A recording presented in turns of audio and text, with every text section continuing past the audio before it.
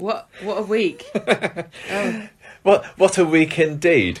That's one that's going to go down in the Corrie annals, isn't it? That's going to be a clip show. There were clip show moments this week. Yes, indeed. There were award-winning performances this week. I can guarantee. It feels like quite a responsibility to give the street talk of this, isn't it? Like, what do we say? Do we say the right thing? What if people don't agree with us on things? But wow, that was a fantastic set of episodes this week. Mostly, I'm going to get this out of the way now. I thought Monday was a bit pants, but blimey, Wednesday and Friday's episode, that was Corrie at its finest. That was for sure. I think we need to get out of the way that the bit that you've just listened to, the pre-street talk bit, if you listen to this on the podcast, we recorded earlier today. We recorded it before watching tonight's episode, so we did not know exactly where this is going to go.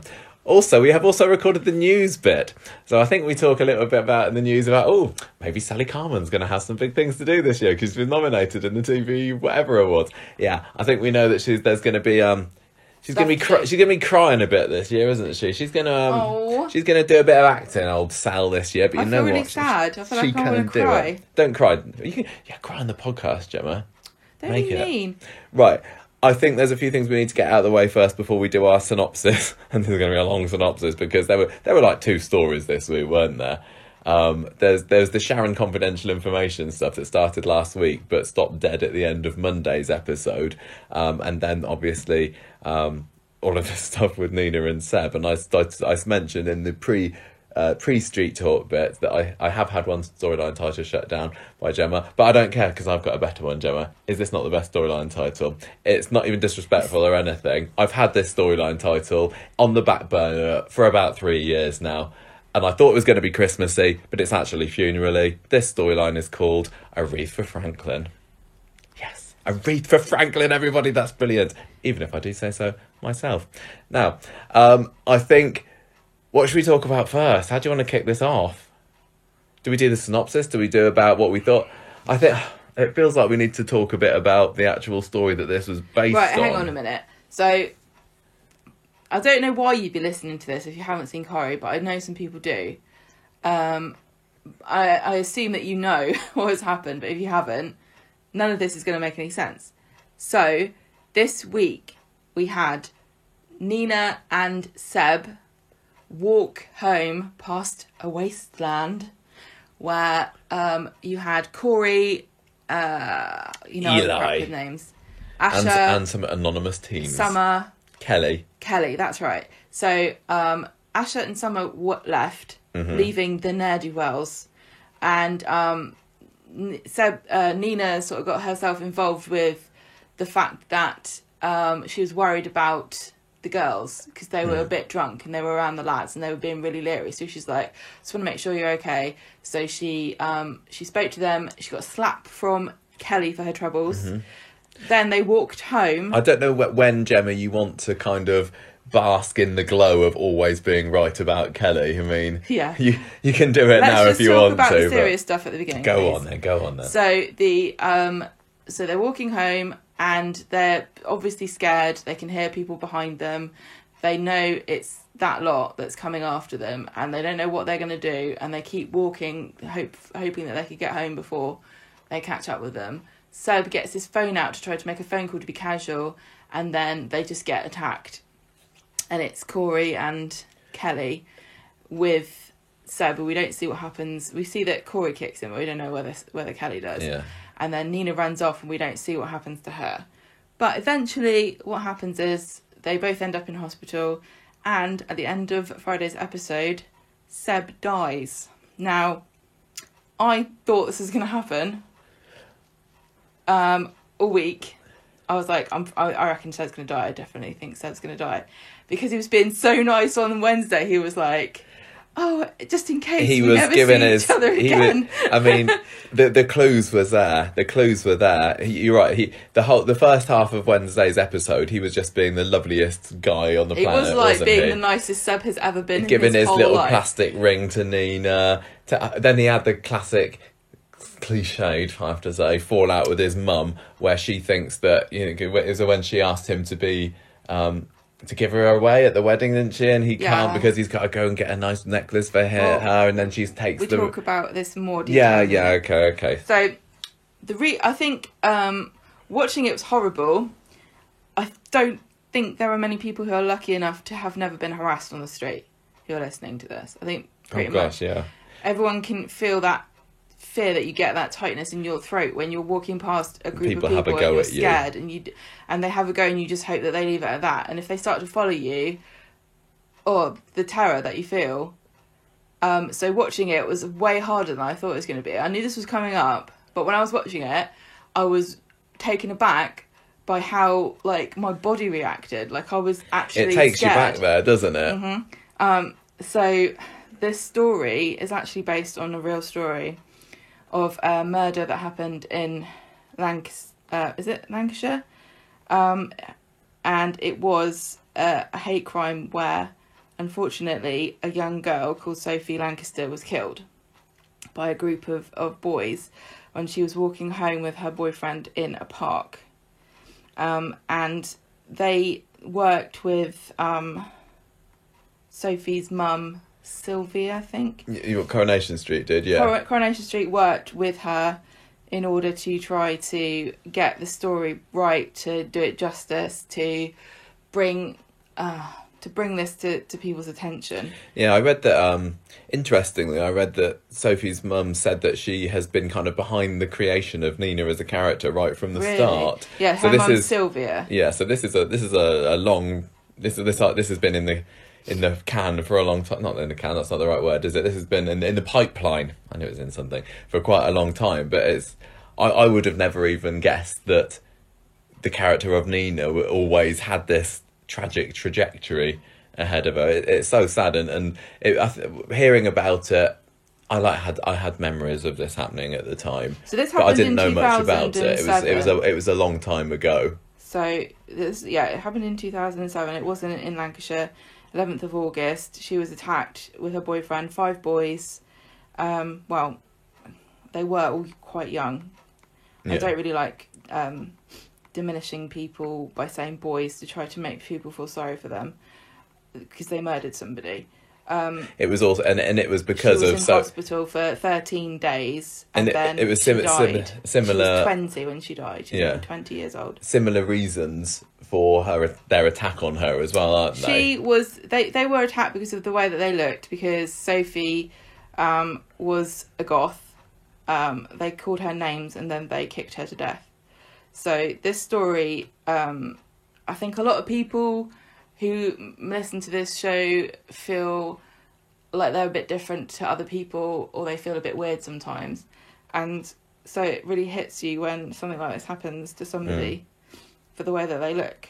Yeah, definitely. It's awful. Just reading about it, I think a lot of people have got quite upset about it. And I because just wearing something different or looking different to everybody else is so harmless to other people, but it just, for some reason, there's something inside some people that just turns them into monsters when they see somebody that's not like them. And it's not just, Sophie Lancaster Foundation, if you go to sophielancasterfoundation.com, they talk about what they do and what to do if you're a victim of a hate crime, or if you see one, who to report it to if you're in England. And they talk about the different services that are for day-to-day education and training and things like that. But the sad thing about this is that, we're talking here about attacking people because they're goths, and now we have the problem of people attacking other people because of the Asian hate at the moment. People attacking people because they're Asian is it is on social media everywhere. People just being beaten up because in America and the UK, it's not just it's all kinds of different people. You just have to look slightly different from somebody, and it's enough for somebody to attack you. It's tragic and sad and horrible. It's not even words to describe it. It's also tragic and sad and horrible that as important as it is to raise awareness of these issues, and I think Corrie's doing a really good thing by bringing this to light. It's sad to know that however much campaigning you're going to do, you're never going to stop people being horrible. But well, you can stop them if you can stop, one person. If this saves one person, I think it's making a difference. If it makes somebody think differently, it's going to make a difference. I honestly think it makes it. Yeah, I think things like this are really important. This is affecting me way more than I thought. Don't think I'm doing a very good job of explaining what's going on here. But you're doing a better job than I would. It's making me feel so sad and frustrated because this happened in 2007, and we're in 2021 now, and there's a whole new. Well, it's not new, is it? People who are Asian know that this has been going on for a long time, but it just really frustrates me that, you can say, oh, what's the hate crime of the moment? You know what I mean? It sounds horrible to say it like that, but I just wanted to bring it up because I wanted to make sure, I wanted to sort of say that you can support hate crime against everybody. You don't have to just pick one group. I'm glad that Corrie has decided to tackle this because it gives me an opportunity to talk about that specific thing that's quite...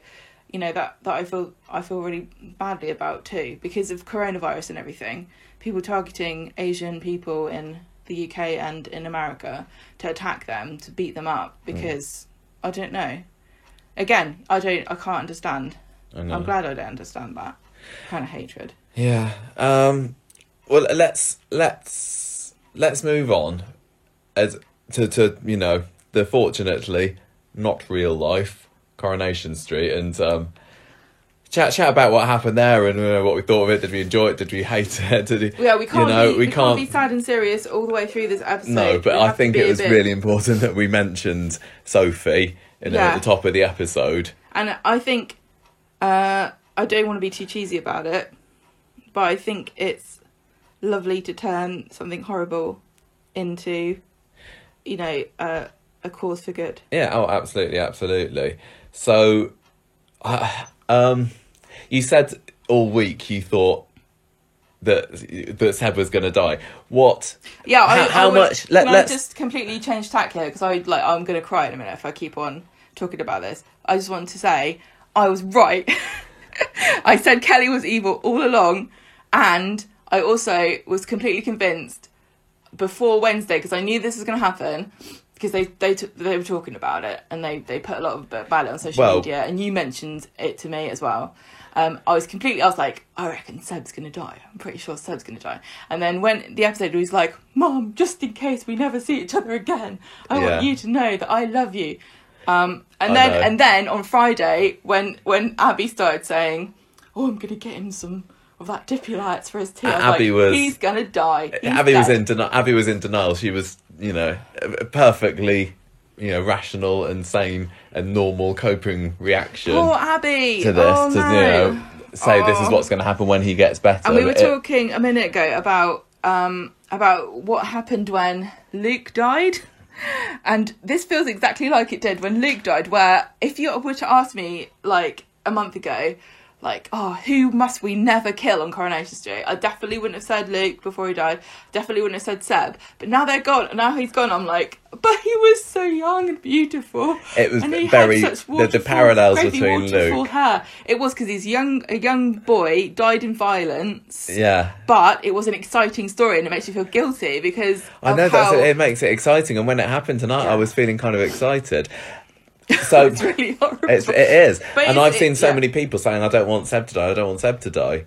Yeah, but I was thinking, I kind of hope that he does for the drama. And I know. It's bad, but he was the red shirt of this situation, wasn't he? He was the one who died to prove the situation is serious. So I just want to say... Go on then. In order to do the story of Sophie justice, somebody had to die because this was a story about a real-life murder. I think it would have been the issue of the month. It would have been, could have been swept on under the carpet. It would have been. It wouldn't have been true to the story, and this needs to be something that hits you in the gut. Yeah. So, and this is what happened this week. So when I've complained already a number of times on the podcast this year about Ian McLeod's verbal diarrhea when it comes to not really spoiler-free hints about what's going to happen in 2021. He did this interview in December or January, I can't remember, and one of the things he mentioned was about I don't remember the exact words, but there was a story bringing all the teen characters together that was going to be, you know, harsh and harrowing and long lasting, and, you know, all these dramatic turns of phrase that he was using to describe it, and tragic. He also said something, there would be a story that brings Roy and Abby together.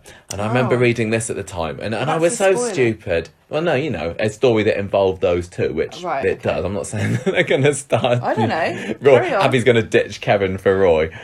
She should. Carry on. And I thought, that sounds interesting. I knew I shouldn't have seen these, but I just couldn't help it. I couldn't help looking at these not so spoiler-free spoilers. How would you have spoiler-free spoilers? No, I know that doesn't make sense. There's just supposed to be hints, but and then people start saying, "Oh, I think this is going to happen. I reckon that's going to happen." And I was like, thinking at the time, I thought, I don't really want a teen story. I mean, Ash's quite good, but I'm not really convinced by the other teens. But I've been proven wrong there already. I thought, I don't know how Abby and Roy could get together, but I don't really I like those two characters, but I don't know how they'd get together. That'd be weird. And then I also read that there was also something about Nina suffering, you know, having the worst thing that could happen to her or something, that there was something alluding to the fact that she was going to have some major tragedy befall her. So then we get to, you know, about a month or so ago maybe, and some images leaked to the press of the filming of these scenes by the canal, and it's like, oh, that's quite exciting. They're going up on location again. I think this was the first big location shoot that they've done since COVID, and it was just, you know, the odd scene on Wednesday's episode, and I was saying, oh, that, and then I started to hear rumblings of that somebody was going to get attacked, and I, along with other people on forums and whatever, was starting to put together, yeah, what actually turned out to be quite accurate theories about what was going to happen. And then 3 weeks ago, I lose track, we got the synopses through the email like we always do on a Tuesday. And I did my usual thing of scrolling through just to see which characters are going to be in there this week. I'm not going to read the spoilers, but I just have a look and see what character names flash up. And I was like, oh, Wednesday, that's just going to be one spoiler. That's going to be one episode. It's going to be about Seb,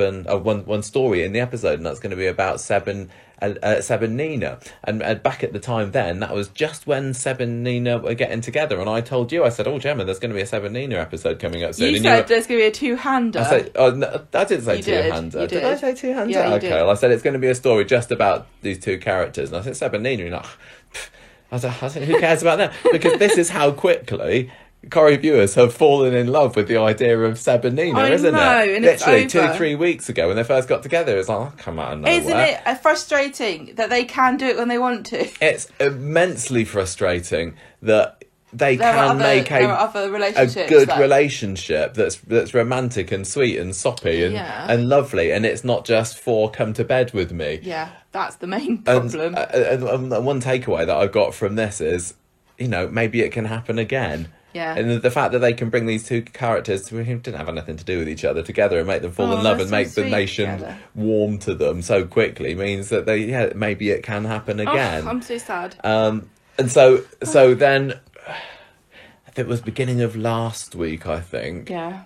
Monday morning, I get up and the Corrie Instagram page is full of pictures of the various teens. There's the news articles had come out, interviews had leaked. And I was like, oh, I don't want to read it. But I saw the words hate crime there in the headlines. Like, yeah, this is going to be there's going to be an attack. And I've just been really, really, really trying hard to avoid it. But by the time this week's episode started, I was like, oh, I know that on Wednesday, Seb and Nina are going to get attacked. And you knew that as well, didn't you? You tell me stuff I don't want to know. But no, sometimes you ask. Yeah, because you go, I know something you don't know. And I'm like, no.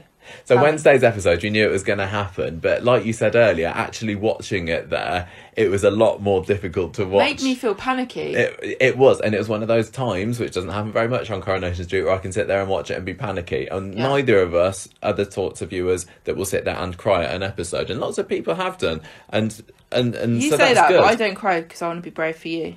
Oh, yeah, right.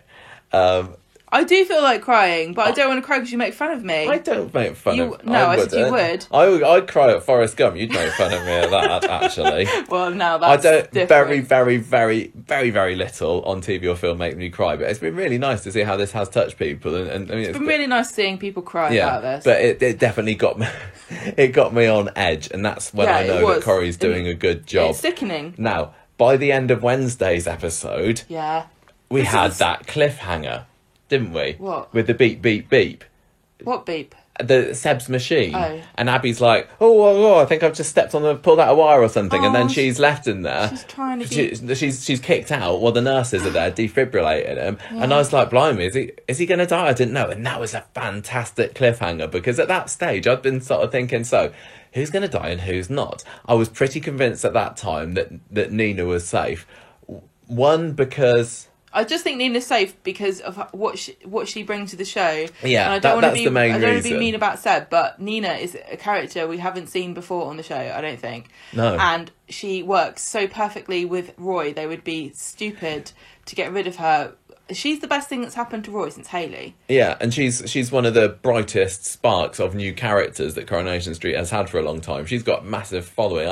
I mean, one of the things that Sophie's mum has said is just how pleased she is to see how the Corrie viewers have taken Nina to their heart. So I was pretty sure that she was safe. Although, you know, killing off a much loved character is, you know, that's a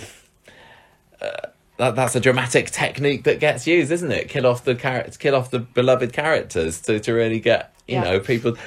Anyway, I was pretty sure she was safe, but I wasn't so sure about Seb. And Seb hadn't been in the show much recently. He'd kind of come out of his hibernation. Just in the last few weeks. And I think that Corrie could afford to lose him. As much as I have loved him in the past few weeks, and actually, if you go back and listen to the podcast in years gone by, I'm pretty sure that I have been a bit of a Seb supporter in the past. When he came in, I mean, we've had his ups and downs. He has had his ups and downs. And maybe I don't want to go into this too much because we've got the character profile of Seb later, which we still haven't recorded yet. We're going to be going to bed late tonight. But yeah, I thought that Corrie, he could die. Now, after Wednesday's episode, I was. So you're telling us the story of your viewing experience of this, are you? Yeah. People want to know. People want to know. After Wednesday's episode, I want to avoid all spoilers. If I find out that Seb's dead, and then I was like, do people know that Seb's dead? Is it in the synopses? I'm pretty sure that this is the sort of thing that Corrie would keep quiet. I'm pretty sure that if they had spoiled that he was going to die, it would have leaked or somewhere, because something as big as that, it's impossible to avoid if you look at any kind of Corrie social media or, you know, whatever. So I was thinking, but maybe he doesn't. Putting your hand on your mouth. Sorry. And then I was doing a bit of research for the cabin today to see what news there, and not anything that came up that was anything to do with it. I was like, don't look, don't read it. But then I happened to see a headline of an article that said, Nina can't remember what happened and Seb is fighting for his life. And I was like, bugger, I think that's a spoiler for next week. I think Seb's going to be fighting for his life next week. So I went into tonight's episode pretty convinced that Seb was going to make it through the night, because I thought I'd seen a spoiler for next week, but actually it was a spoiler for today. So when it actually happened, I was not necessarily expecting it. Although, and here's something else about our viewing experience today. You know, every time before Coronation Street starts, they have the ITV ident and everything, and more often than not in recent years, they'll say, this episode contains scenes that viewers might find upsetting or whatever. We muted that at today's episode, didn't we? Coronation Street was... I didn't want to know whether they were going to say, this might contain scenes that viewers find upsetting. And it was like, this is quite a long one. I think they probably are saying something. And then at the beginning... So I was like, okay, maybe something's happening. Then we watched the episode. And then the final... We still don't know what they said. I still don't know what they said. Please be aware that Seb's going to die in this episode. Yeah. I'm sure they didn't say. And then this is the big clue that something bad was going down. In the advert break, before the final part of tonight's episode, before they went back to Coronation Street, they had another announcement. And we were like, quickly mute it. I don't want to know what they're going to say here. We still don't know. Still don't know what they said. But they could have said, make sure you stay tuned in, after this, because there's another episode of Coronation Street after this. Going into the final 10 minutes of this week's, of tonight's Coronation Street, we knew that something was going to happen that is going to distress, upset, whatever you like, viewers. And I was thinking, and we said, I think he's going to die now. But then we still didn't believe it until it actually happened. And I feel bad for, like, you know, and not like going, yeah, I was right or anything like that. But like I've kind of alluded to already, it kind of makes it raises the stakes massively. And I think that the storyline going forward is going to be much better because there's this death involved. And also, it sucks that Seb and Nina have, you know, been torn apart before they even got going or anything. But yeah, the fact that Nina was able to, you know, find love with young Sebastian, I can't remember what she called him. She called him a funny name yesterday. Oh yeah, Sebastian Franklino or something. I might have done. They fell in love so quickly. Makes me think she can love again. It's going to be a while, and I mean, I'm certainly not discounting her getting back with Asher or anything like that. But I have faith in Coronation Street that they can, you know, eventually make Nina get through this, because I tell you what, she's been fantastic this week. And Nina, for me, since she started, I've always liked her. There's been lots and lots of praise for Molly Gallagher's portrayal of Nina, and I've always liked her. But I did think that last year she was a bit underused, and all that the main thing that Nina brought to the show, I felt, last year was moaning about people not recycling in the cafe, or you know, complaining when they had some meat or something. But this week, it was like she was wonderful. And I think when we get onto the synopsis, eventually, you know, we're half an hour into Street Talk now, and we can go over some of the things that just made me absolutely adore Nina even more. And she's just fantastic this week. So that was kind of my viewing experience of Coronation Street this week. So I didn't know what was going to happen. When I started watching tonight's episode, I was pretty sure he was going to be fine. But no. So, right. Shall we get on? Oh, go on. Right. So, one thing I wanted to say. Yes. Was hate crime seems to come from not understanding or knowing somebody, or having a strong reaction against the way somebody looks, because you dehumanize them because of they don't look like you. Okay. Yeah. So in a sense, this is a slightly more complicated situation, because Corey does know Nina. He doesn't know her very well, and he seems to have discounted her completely because of the way that she looks. Sophie's story, the story this is based off of, I believe they were complete strangers to one another. Mm. But I remember I was doing a questionnaire earlier today, which is not related at all to this podcast, and it was about what do you get out of the creative media that you consume. And it made me think about, why do we do this podcast, or what do I get out of watching Corrie? And one of the things that I get out of it is learning about different people and understanding what makes them tick. And I honestly think that that's the key to stopping things like this, is to understand one another and to really get to know people and to not dismiss them because of the way that they look. And if you're listening to this and this has affected you, you're not alone. You're part of a community. Yeah. I think... So that's what I just wanted to say that. You guys need to listen. It does make you... If it makes you sad to see the story, just remember that you're not alone. Oh, should we get on and do the synopsis? I think we should talk about what happened. Do you want to do Mondays, or do you want me to just do it? You didn't like Mondays. I didn't like Monday, so do you want to take Monday, the Aretha Franklin story? And the only story apart from... Sharon Confidential. Do you want to know something? I was so... What? Right, okay, I just say this one last thing. Just to put a little bit of levity into this situation. I was so convinced that Seb was going to die. I remember being half awake when you left on Thursday morning. I was What, for awake. school? Yeah, you left at like 5 o'clock in the morning wherever you go, and I was It half wasn't awake, that. half asleep, and I was going, must check to see if Seb can donate liver to Peter with HIV. Google when you wake up, Google. And then it turned into this weird dream where I was like, it wasn't a dream about that, it was a dream about me trying to remember when I woke up to Google, and I didn't even remember to do it. Do you think he will? That's quite a good I theory. think I did look it up eventually, and I don't think he can donate. I think you can only donate to other people who also have the same condition as you do. So, but I think that they are trying to broaden the amount of people that can benefit, shall I say, from an organ donation from people who are suffering from AIDS or HIV. Okay. But that was how convinced I was on Thursday. I was like, don't sleep, Google.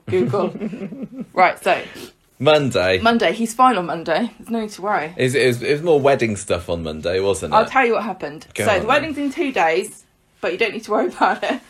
No. Nothing's going to stop them, apparently. Tyrone doesn't get a free pass for being a dick. He's still... They're still... Tell you what, this puts him banter right, isn't it? No one cares about you anymore, Tyrone, you stupid little fat. Tyrone's still in petty the little doghouse man. because he wants to take a leader along to the wedding. Well, and- she's not coming. She's not coming anymore.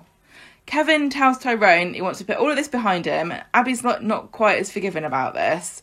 Then there's a bit of a snafu with the wedding venue. Debbie phones her up and says, looks like there's a problem. So Abby starts to stress out, and Seb's like, don't worry, it will all be fine. You could just write down, like, Seb's dialogue this week was all the things that you say on a soap right before you're about to die. Yeah. Turns out the roof's collapsed, but hopefully it will be fixed on time, says Debbie. And also, they can't use the other hotels because this is the only one that's got a marriage licence or some kind of paperwork's been done, and they have to get married in the place they said they get married in. See, the problem I had with Monday was it really was a case of anything that could go wrong is going to go wrong, but then it turns out by the end of the episode everything's going to go okay. And to lead with the roof of the hotel has collapsed, it's like, I thought it was a bit silly. Right, so And I know this hotel is looking a bit ropey recently, we've commented on the podcast, but I thought that was, didn't like it. Seb tells Nina about Abby's background, about her being a drug addict, and he mentions that one time she sold an heirloom, which was her mother's, for drugs. And Nina latches onto this because he's not being horrible about her. He's saying she's come up good, Yeah. you wouldn't believe now to look at her. And then he dishes all the dirt. Nina says, I reckon you can find a version of that to give her as a gift. Yeah. It was a necklace, wasn't it? Yeah. And Nina's like, oh, it'd Nina's be very nice if we thoughtful. could... So Sally's got a sore throat, and she's supposed to be Thing that goes wrong, number two. officiating this. It's not COVID, she says. That was funny. And now all of those videos have been demonetised on YouTube. Congratulations, Sally. Abby's reaction was just like to leap back going, Yeah. whoa, don't come near me. That would be just my luck. Sally's Right at the done a end, lateral flow, right at the it's end of the fine. pandemic, get COVID. Can things get any worse? Yes, they can. Alina is as amorous because she thinks Tyrone choosing her over Kevin is amazing, and they go off and bonk in the bedroom, and he comes back out and he's got half a sandwich left, and it's the best day of his life. I want to Not even Piccadilly either, is it? break him over at my knee. Nina's searching the net for the necklace to find it, and Seb's making all these comments about Jewellery. I should learn what kind of engagement ring I should get you. And Roy's like, oh God. And he's not being serious about it, is he? But I mean, I think Seb is getting a little bit overexcited. He They've only been going realises out he's for got 2 something weeks, special here. which maybe in Soapland is like 4 months. But we were pretty serious pretty soon. Oh yeah, on. you can. Yeah, we certainly were. We knew, didn't we? Yeah. Your mum was calling me her future son-in-law within the a week and 3 week days. or two of us going out. So Roy's worried about this because he thinks that it's going a bit too fast. Then in the afterglow of their lovemaking, Lena tells Tyrone that we're so poetic, Gemma. she should Tell probably you got an English degree. he should probably be. Yeah, I just read all the smutty ones. No, I didn't really. He should probably be Kevin's best man, and she doesn't care if she goes to the wedding or not, basically, and he shouldn't let this ruin their relationship. She's the most mature one in this couple, which is the sad thing because he's double her age almost. Meanwhile, Abby's still fretting. Kevin doesn't care because he's, it doesn't really matter to him, I don't imagine. She says... How many times has he got married now? It's like, water off a duck's back, innit? Abby she says she's just realised how much this wedding means. That was nice because you'd not liked Abby's attitude about the wedding beforehand, had you? It wasn't that Abby's attitude. It's just I have a problem with the not like the other girls syndrome that people fall into sometimes whereby it's cool to make fun of girly things because girls like them. And Abby had been like, I don't want a big fluffy dress, I don't want big dress. Yeah, I understand that's what women are like. And some women are like that, and some women are like the girly things. My problem is not whether you're a girly girl or a not girly girl. My problem is if you say, I'm not a girly girl, therefore I'm better than the other girls. That's my problem, and that is an ongoing issue with women in general. This kind of internalised misogyny that we think that being less feminine is intrinsically better. So it was quite nice when for you at least. I don't have a problem with it. I have a problem with it being depicted in the show. You're making it into something slightly different to what I actually think about it. Okay. I don't care whether Abby likes it or not. I'm touched that she cares about it, and I want her to have a nice day because she's a character that I like. Yeah. But if she were to say, I want to get married in my overalls, I'd say brilliant. But then if she said, I want to get married in my overalls, not in a dress like that stupid cow, that's where I got the problem. Do you see the difference? Yes. Okay, so, I'm getting out of breath. Nina pauses her necklace hunting to go to see Alia. I can't remember. Surely not. I thought Alia's not been in it this week. She's not. I think she just went off to see her, but I don't think we saw her. She wants to talk to her about designing it or something. Yeah, something like that. Some kind of nonsense. Anyway, She never comes up. I don't know if she was written out at some point. It just gives Seb and Roy the chance to be alone together in the cafe. Roy says, I'm worried you're getting a bit ahead of yourself about his engagement ring stuff. Do not go the same way with Nina as Asher did, where you get too hot and heavy and then it kind of pushed her off. Yeah. Corey's at speed dial later. R. Kelly turns up. They're all having a party and chilling out. And then you get Corey slagging Asher off and kind of in this very teenage boy way of like, oh yeah, I don't care. Like, to care is to be a loser, and so I'm cool, so I don't care. And Asher's like, oh, just always telling me what to do, but she's not my boss, so I don't have to listen to her. Nina overhears them talking about this, and this is like the seeding of her worrying about how Corey treats the girls that he hangs around with, which is what leads to her confronting them. Yeah. Which is, it's just Corey's villainy through and through that has caused all of this. Can I just say... He says, I can do what I want when I want. Maximus Evans, that's what he's called, isn't he? Awesome name. He's brilliant this week. He is so good at playing Corey. He's such a git. Yeah. I hate him so much. He's quite... charismatic in a way, which as a good soap villain should be. I love how he can kind of play the innocent, polite guys. Like when he was talking to Abby in tonight's episode, like, I promise I don't know anything. I wasn't there. He does a really good job. Nice guy. I will say he does a very good job, because sometimes when the villain switches and pretends to be nice, they can get a bit too snivelly and grovelly. Yeah. And he wasn't like that. No, and so it's going to be interesting to see. He was quite sincere. Interesting to see how much the police believe him when they inevitably haul him in, next week, I can only assume. Will they believe him? Will he try and throw Kelly under the bus maybe, when really it was him? And I know I'm not saying, well, Kelly deserves to get away with it. She absolutely doesn't, but we'll don't know. That in a minute. Yeah, okay. So he's just like lording it over everybody and acting like the big I am. Later on, Kevin sent Abby home because she's so stressed out. Karen tells Tyrone that he's worried that Abby's going to end up cancelling this whole thing because everything's going wrong. And Tyrone says, guess what, mate? This really wound me up because Kevin... Everything Tyrone does winds you up at the moment. Kevin's there going, oh, it could be the end of my wedding. Abby's so upset because the roof fell in and now Sally can't speak. It's like it's cursed. And Tyrone goes, guess what, mate? Your lucky wish has come true because I, Tyrone, will come to your wedding by myself and be your best man. And instead of going, mate, I don't care. You've had your chance. You threw it back in my face. You've acted like a dick. and nobody wants you there now anyway. Kevin went, "Whoa! As long as my mate Tyrone's going to be there, I don't even care if there's a roof." I wanted to smash their heads together, honestly. Oh, what? I was so mad about this. The entitled way that Tyrone was like, "Well, this news will cheer you up. I've re-invited myself to the wedding." And I'm not bringing my bird on the side. Yeah, as long as Fizz isn't coming either. He hasn't established this, has he? No. Not that it matters one bit now, does it? No. Anyway, Kevin's chuffed. The other teens gather at speed dial. There's Summer. There's another guy called Eli.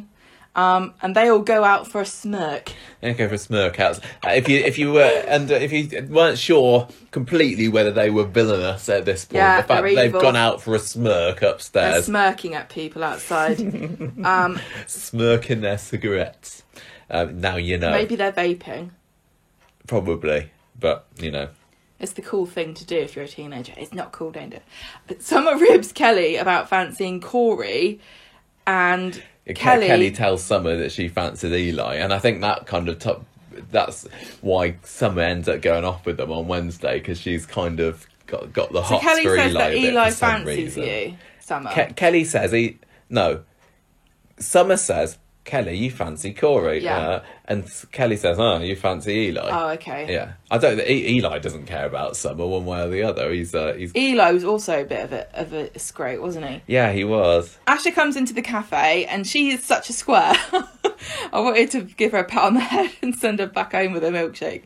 Nina asks her about her and Corey, and Asha's like, "Oh yeah, things are fine." And Nina says, "Well, I saw Corey cozying up with Kelly," and kind of warns her off. And Asha's like, "Oh, you're trying to stir things up." And she says to Nina, "At least I'm with someone who loves me now," which is absolutely tragic. Utterly in denial. She just kind of, she must know. She's just kind of wishing it. This is like the sunk cost fallacy with Asha, where she's like, "Well, I've got this in this deep. Is there a way out for me now?" Because not only has she moved out of her dad's house, and she's kind of stuck two fingers up to him and said that she knows better than he does. Yeah, she wants to save face. But she's also, her entire social life now revolves around Corey, and everyone's in his thrall, like he's the sun and they're all revolving around him. So if she was to go back home to her dad, she'd lose face with all of her friends, so-called friends, and she just can't even, I don't even think she can imagine what this would be like. Speaking of friends, it's been very interesting how little Amy we've had in this story so far. I was surprised about this. Because she wasn't along, at the wasteland, she wasn't there. Is it because the actress is younger than, I think she's a lot younger than I think she is, but else. maybe we just have a pause at the moment, because one of the things we didn't mention earlier that I maybe wanted to was the publicity image that Coronation Street has put out a couple of weeks ago for this story, and Amy is part of this. Yeah. So it's this photoshopped image of all the teens together, isn't it, standing underneath the Rosamond Street sign. And my first reaction when I saw this picture, when it came up the other Monday morning, was, "Who's that in the middle?" And then 5 seconds later, I was like, "Oh yes, it's Summer." I still haven't got over that, literally. I was staring at this person in the middle, and I was like, is this a new character? I doubt Harriet Bibby listens to this podcast. I'm sorry, Harriet. But please understand that Michael said this about Eva for about a year, and Eva and look how that turned into out. One of his favourite characters of all time. Yeah, but I was anyway. That's Corey's problem, not Corey the character. Who lots of characters are still calling him Corey this week. I know. It's Corey's problem, but they introducing her too slowly, and I don't know, anyway. So we've got this picture. So there's Kelly kind of leaning up against a lamppost, looking kind of cool on the left hand side. Then you got Corey the other side of that, looking a bit. He looks like he's leaning up a lamppost. He's obviously been photoshopped in. It doesn't look quite right, but he's just looking kind of. How would you? You don't get too in depth with this because this is a podcast. You got Asha there, kind of trying to look cool with her hands on her hips. Summer leaning against the wall. Then you got Nina and Seb together, and then finally Amy up against the lamppost or the telegraph pole or something. And so out of all these characters, the one that we've seen by far the least of is Amy. So I'm really interested to see what she's going to do as this story progresses, because she must have a big role to play, otherwise she wouldn't be in this. Same with Summer. We saw very little of Summer in tonight's episode, didn't we? But I think this is going to hopefully be the making of new Summer as well. Who's not in this picture, and I'm kind of gutted about it really, is Ardy. Considering out of all the young characters, I'm not really including Nina and Seb in this, because they're kind of a bit older, aren't they? Than the others. Ardy and Adam Hussein's portrayal of him, he's one of my favourites, absolute favourites, and I'm kind of gutted that he's going to be playing presumably so little a role in this story, which is kind of revolves around his sister. He's not going to be in it, and Asher even said today, I'm going to go and see Ardy, but he never turned up. But I don't know, I suppose there's still time, isn't there? So yeah, what's happening with Amy? I don't know. But anyway, I am really confused. It looks like Elle Mulvaney is 2 years older than Millie Gibson. Is she? Well, I can't... No, that's true, because Millie is the right age. Oh, I don't... Millie is 16, according to this. Yeah. So she was born in 2004, and Elle was born in 2002. So are the characters the same age? This is what happens when you start casting actors that are older than the characters they play. It makes it so confusing. Anyway, where were we, Gemma? We've got... I don't know. You decided to describe in great detail what a photograph looks like to people on a audio medium. So my description was so vivid. If you haven't seen the photo somehow, it's like you're there. If you listen to this on YouTube, like you're standing just on the end. Open your eyes, because it's literally in front of your face. So Ash is like, So Ash and Nina have had a falling out. Then see, Kelly is just being a turd, isn't she? She's thrilled by the power that she's holding over the fact that she thinks she's the hot girl out of everybody there. You can tell she thinks she's the hottest girl, and all the guys are enthralled to her. And she says, "Oh, we should change our relationship status to being in a couple." And she says to Corey, what would "Change Asher it. think about that? Why don't you change it? See what Asher does." And she's loving this, the attention and being the centre of attention with the lads.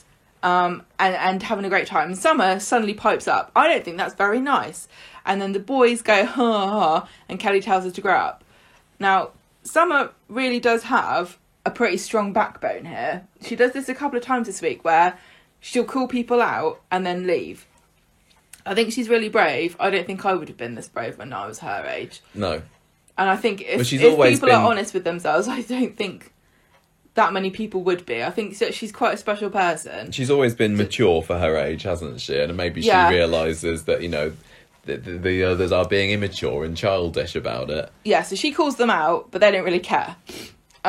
Because she's just so, she's little and innocent. Well, she's the vicar's daughter. They make fun of her for being the vicar's daughter. So. She comes across as being the young, innocent, naive She does come across as being the swot, the naive, Hermione, whatever you want to call her. I mean, look, if Summer's that, then what does that make Asher? Because Asher's compared to Summer, Asher's a total square. Isn't she? She's like, Corey's there at Speed Dial with his court of, jesters, and Asher's at home, doing her homework. Yeah.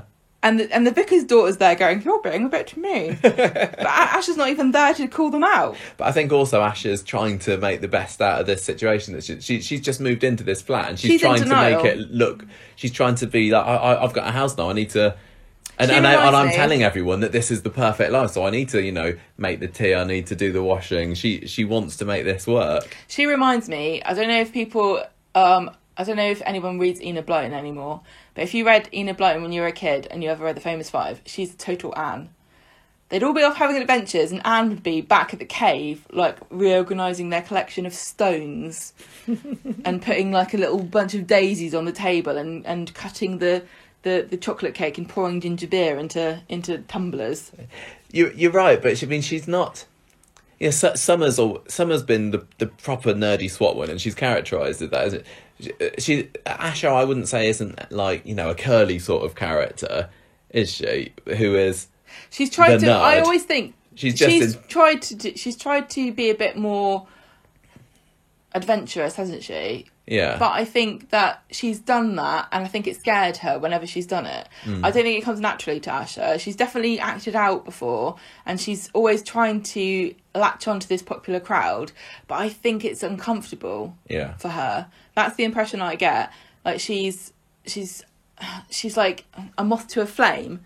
she really, really wants to get there, but she can feel it's going to burn her. Well, she's at the age where she's trying to figure out her identity, and even coming to terms with her sexuality over the last year or two has been a big step for her. And I think there's still that bit of like that total lack of self-confidence that she has, because of she had the skin lightening cream thing where she hated the colour of her skin and she wanted to look different, and that she's trying to fill that hole inside of her with these like really colourful characters who are larger than life, who have that confidence, and maybe she's hoping that it will rub off on her if she hangs around with them.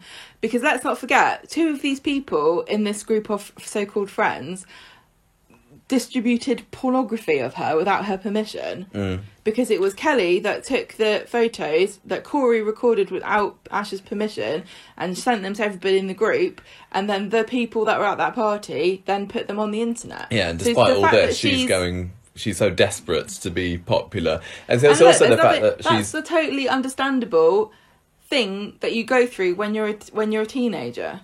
It's also the fact that I think she feels like she's the lesser of the two twins, and I don't think that's necessarily true. But she grew up with Ardy going off to his golf lessons and getting all the attention from Deb and everything, and she's trying to prove that. Well, also don't forget, she's a person too, that she's got value. She's a girl, and Ardy and Dev are boys, and so she probably feels a bit of the odd one out just because she hasn't got a mum. And I don't think that anybody... It might not even be a conscious thing, but the fact that she kind of... she's just on her own a little bit. Yeah.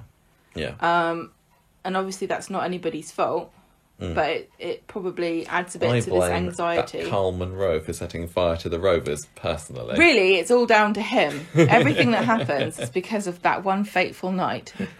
Anyway, I've lost where we are again. So, Summer's like, oh, you're mean. So anyway, Nina asks Roy's advice about Asha and about the fact that she's going out with this Corey, and Corey's not very nice. And he says, you just need to be there to support her, and that will be enough.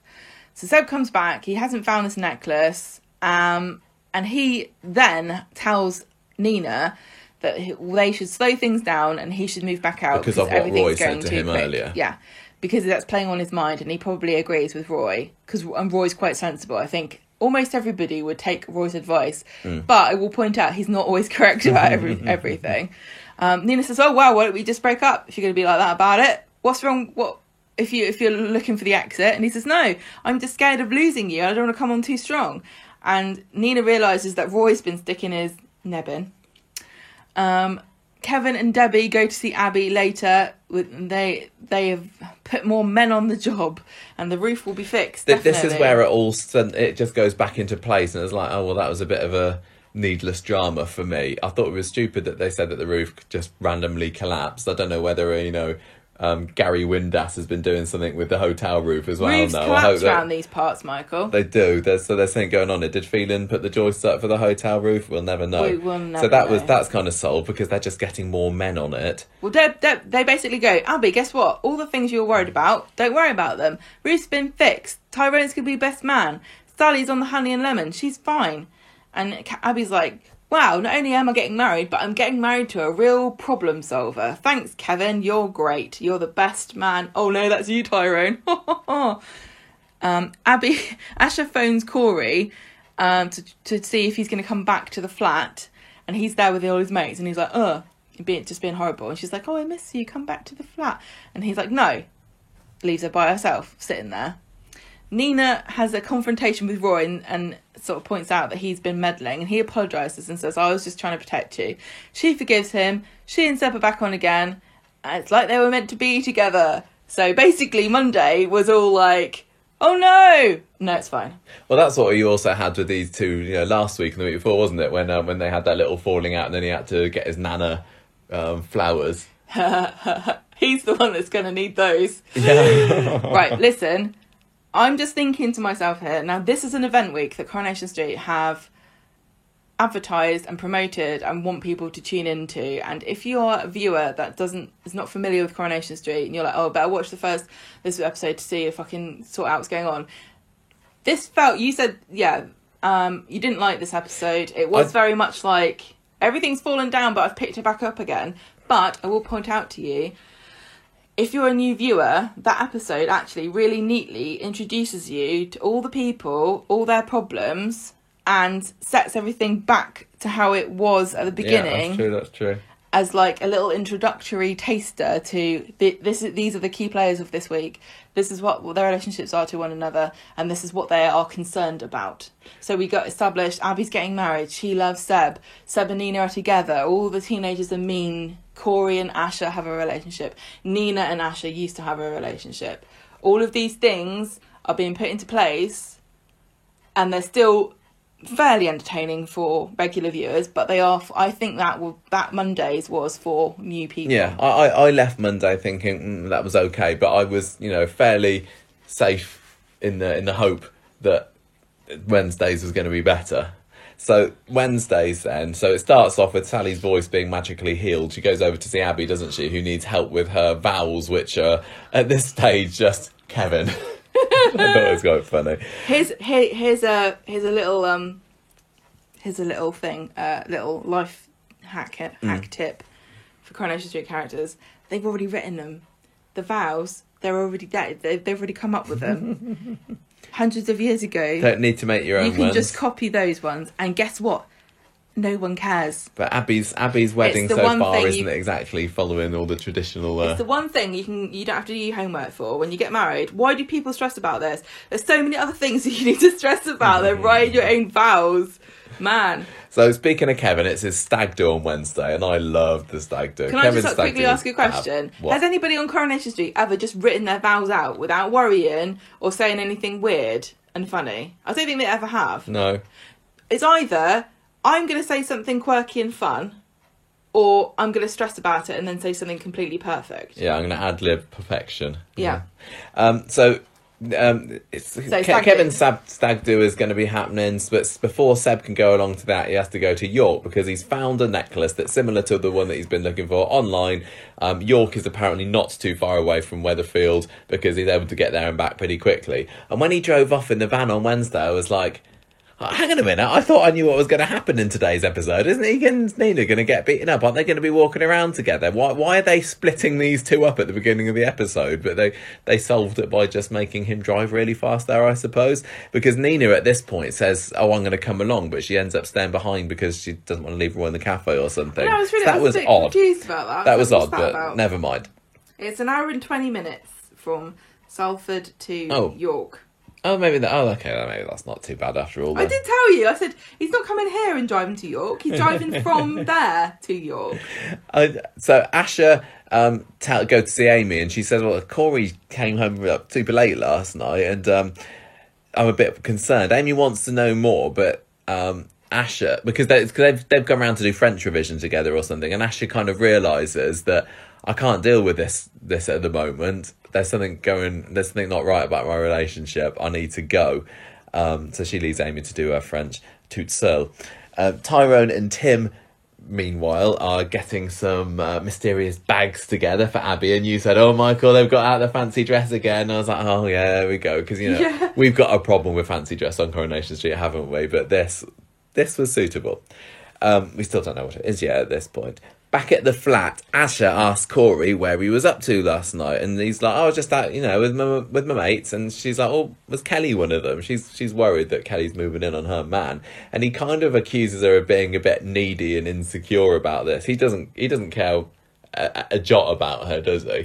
Well, it's part of his power trip, isn't it? Making him feel big. That he's like, I don't answer to you. It didn't matter who I was with mates. Deal with it. He's controlling her, and I think that Yasmin was right to point out that there is a bit of coercive control going on here with him blowing hot and cold, and she can never know what to expect from him. Like, one minute he wants to watch a DVD with her or play games, and the next minute he's like, stop hanging around me all the time. It's like, I live with you, you idiot. I'm always going to be here. And then he bogs off again. He's like, oh, maybe I'll see you later, maybe I won't. Then this is when we have Abby falling out with Seb when we mentioned this earlier, when she's like, okay, Seb, can you help me write my vows? And he's like, no, I need to go off to York. Obviously, he's going there to get something lovely for Abby, but he can't tell her that. So she's like, oh, screw you then, Seb. And I was like, oh, this is unnecessary. But this was the real. If we hadn't been seeing the clues already, this was the real beginning of the clues that something was going to go wrong, because Abby now that he's kicked the bucket, going to be saying, oh, why did we have that falling out on our last day together? I mean, they do make up, because he ends up giving her the necklace. Alarm bell. But that was a little bit cliche as well, to be fair. Not that there's anything too wrong with it. I'm not criticising Wednesday's episode. Because they work. They work for, yeah. Yeah. So Abby is inviting Gemma to the hen do. The hen do was great as well. Nina goes and tells Abby, look, Seb's going to get something for you. He really wants you to give you a great wedding, so don't be too down on him.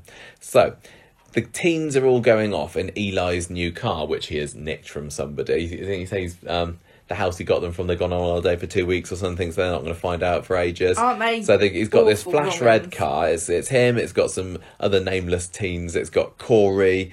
Summer kind of tags along because she fancies Eli, and they're asking Corey, is Asher coming? And he's like, oh no, she can't, because she's got a revision. And this is when Asher steps up and goes, because she realises that she's potentially losing Corey here, and wants to still appear cool, but like you said, she is a bit of a square, isn't she? But she's like, Well, look, I'll come along. I use the term square, but really it should be sensible and responsible. Oh God, yeah, she's braver than me. I wouldn't go along with him.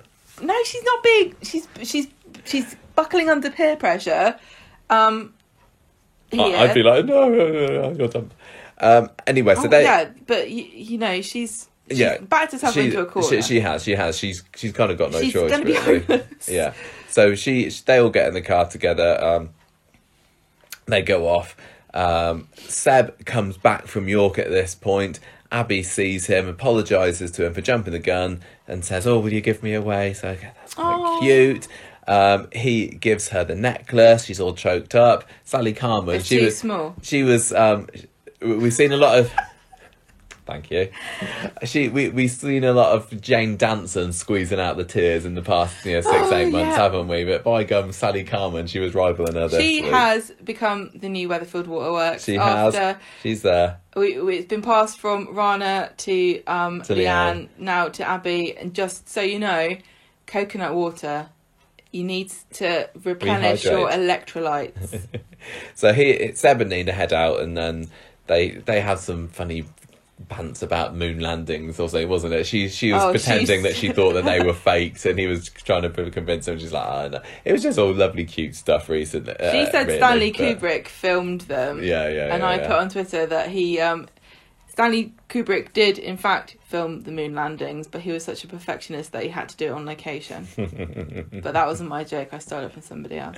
But it was just another scene to say, oh, this couple lovely together. Aren't they quirky and fun, everyone? Wouldn't it be sad if anything bad happened to them? You don't want anything bad to happen. So this is when we get the location scene of the teens at this grotty wasteland down by the canal or something somewhere. Asher is already looking incredibly uncomfortable about what's going on. They're drinking. That's because unless you are drunk, hanging around in a cold wasteland by a canal, and not the most fun thing, with a bunch of teen boys who don't have very good banter. Sorry, lads, but it's not very funny. Really boring, especially when you've got stuff to do. Well, Kelly thinks it's brilliant. That's because she's drunk. She's drunk, but she's also, she's trying to. She must fancy Corey, I think, a little bit, and she's loving the attention that she's getting. Yeah, the attention. I don't know if she's even examined it beyond. She's the also attention. Seems to be loving winding Asher up. Because Asher to be fair, it would be great fun if you were Kelly to wind Asher up. I know. If you think that you're the bee's knees, and like you say, she thinks that she's the hottest one out of the group, and she could have any guy here that she wants, and she's like, oh, Ashley thinks she's so great just because she's going out with Corey, but actually Corey fancies me. So who's the winner here? Well, obviously me. Asher calls her a manky little scruff. And Corey at this point says maybe we should start seeing other people. Oh, so no. Ashley's like, she leaves. Good on her. Summer is still looking very, very uncomfortable at this point. She's kind of wishing that she hadn't come along as well. Meanwhile, Seb and Nina are out at a warehouse because he borrowed the van from Ed to go up to York, and now he has to take it to the warehouse, wherever this is. I don't know where it is, but it's somewhere near the grotty wasteland that all the teens are, quite coincidentally. And there's only one route back to Coronation Street from the warehouse. It's exactly the place where these guys are. Can I just point out, we've been making fun of Coronation Street all these years for the fact that people have cars and they mysteriously disappear and they're never parked anywhere near. Right?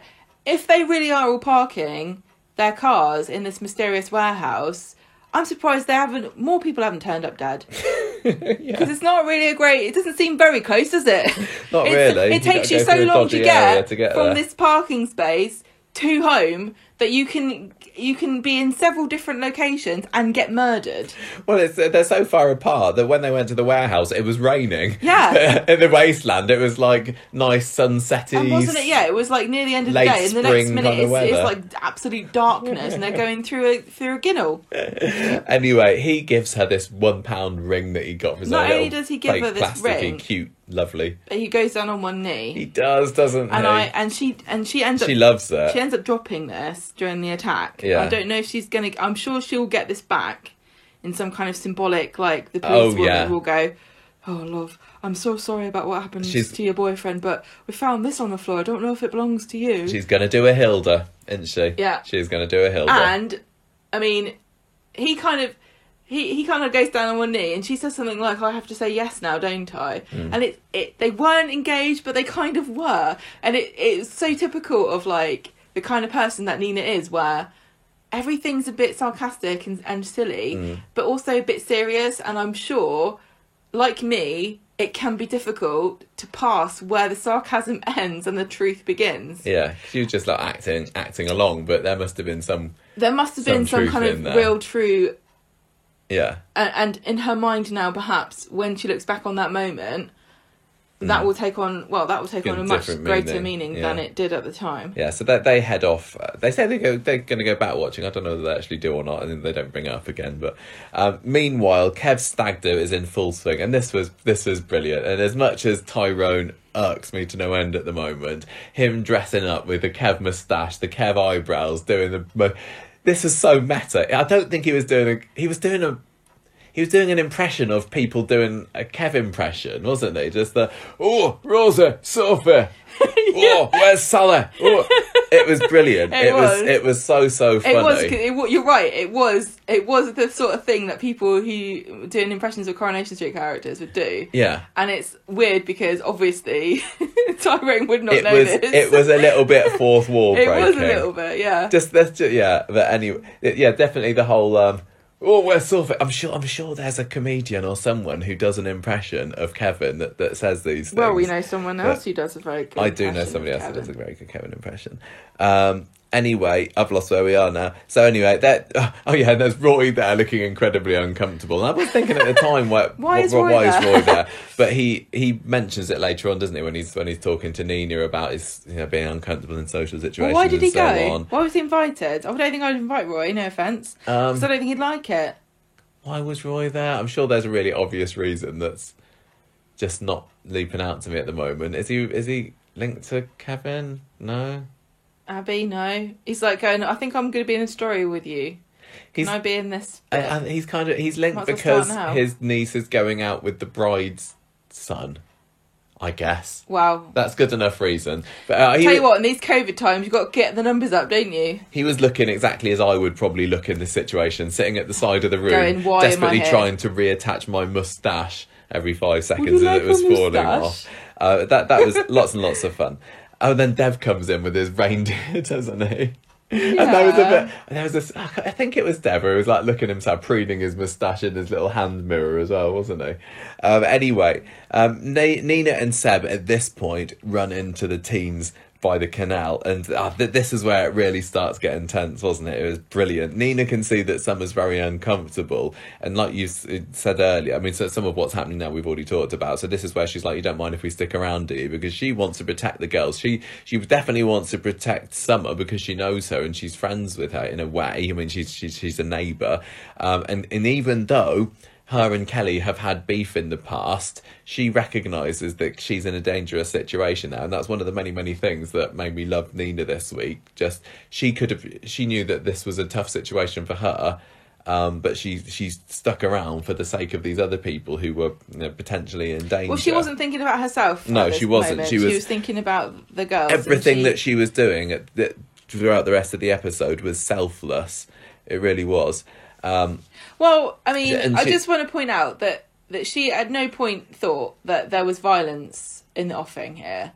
And I'm not trying to diminish her bravery, because I think what she did was very brave, as offering to hang around to make sure the girls are all right. I think she was more worried about the boys getting handsy and stuff. I just want to say, it wasn't...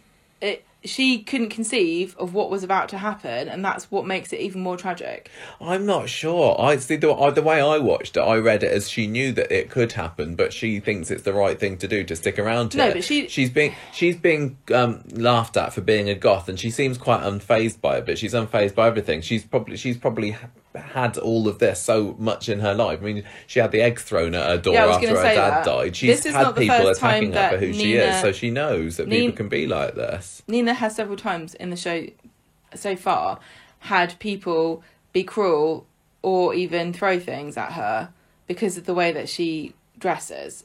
So like you said, when her dad died, she became reclusive and she wouldn't come out of her flat, and Roy had to go and rescue her, and the neighbours were throwing eggs at her door and stuff, and she's like, oh, I don't care about that. And she also has had a few people sort of make fun of her and things, and mostly these teens.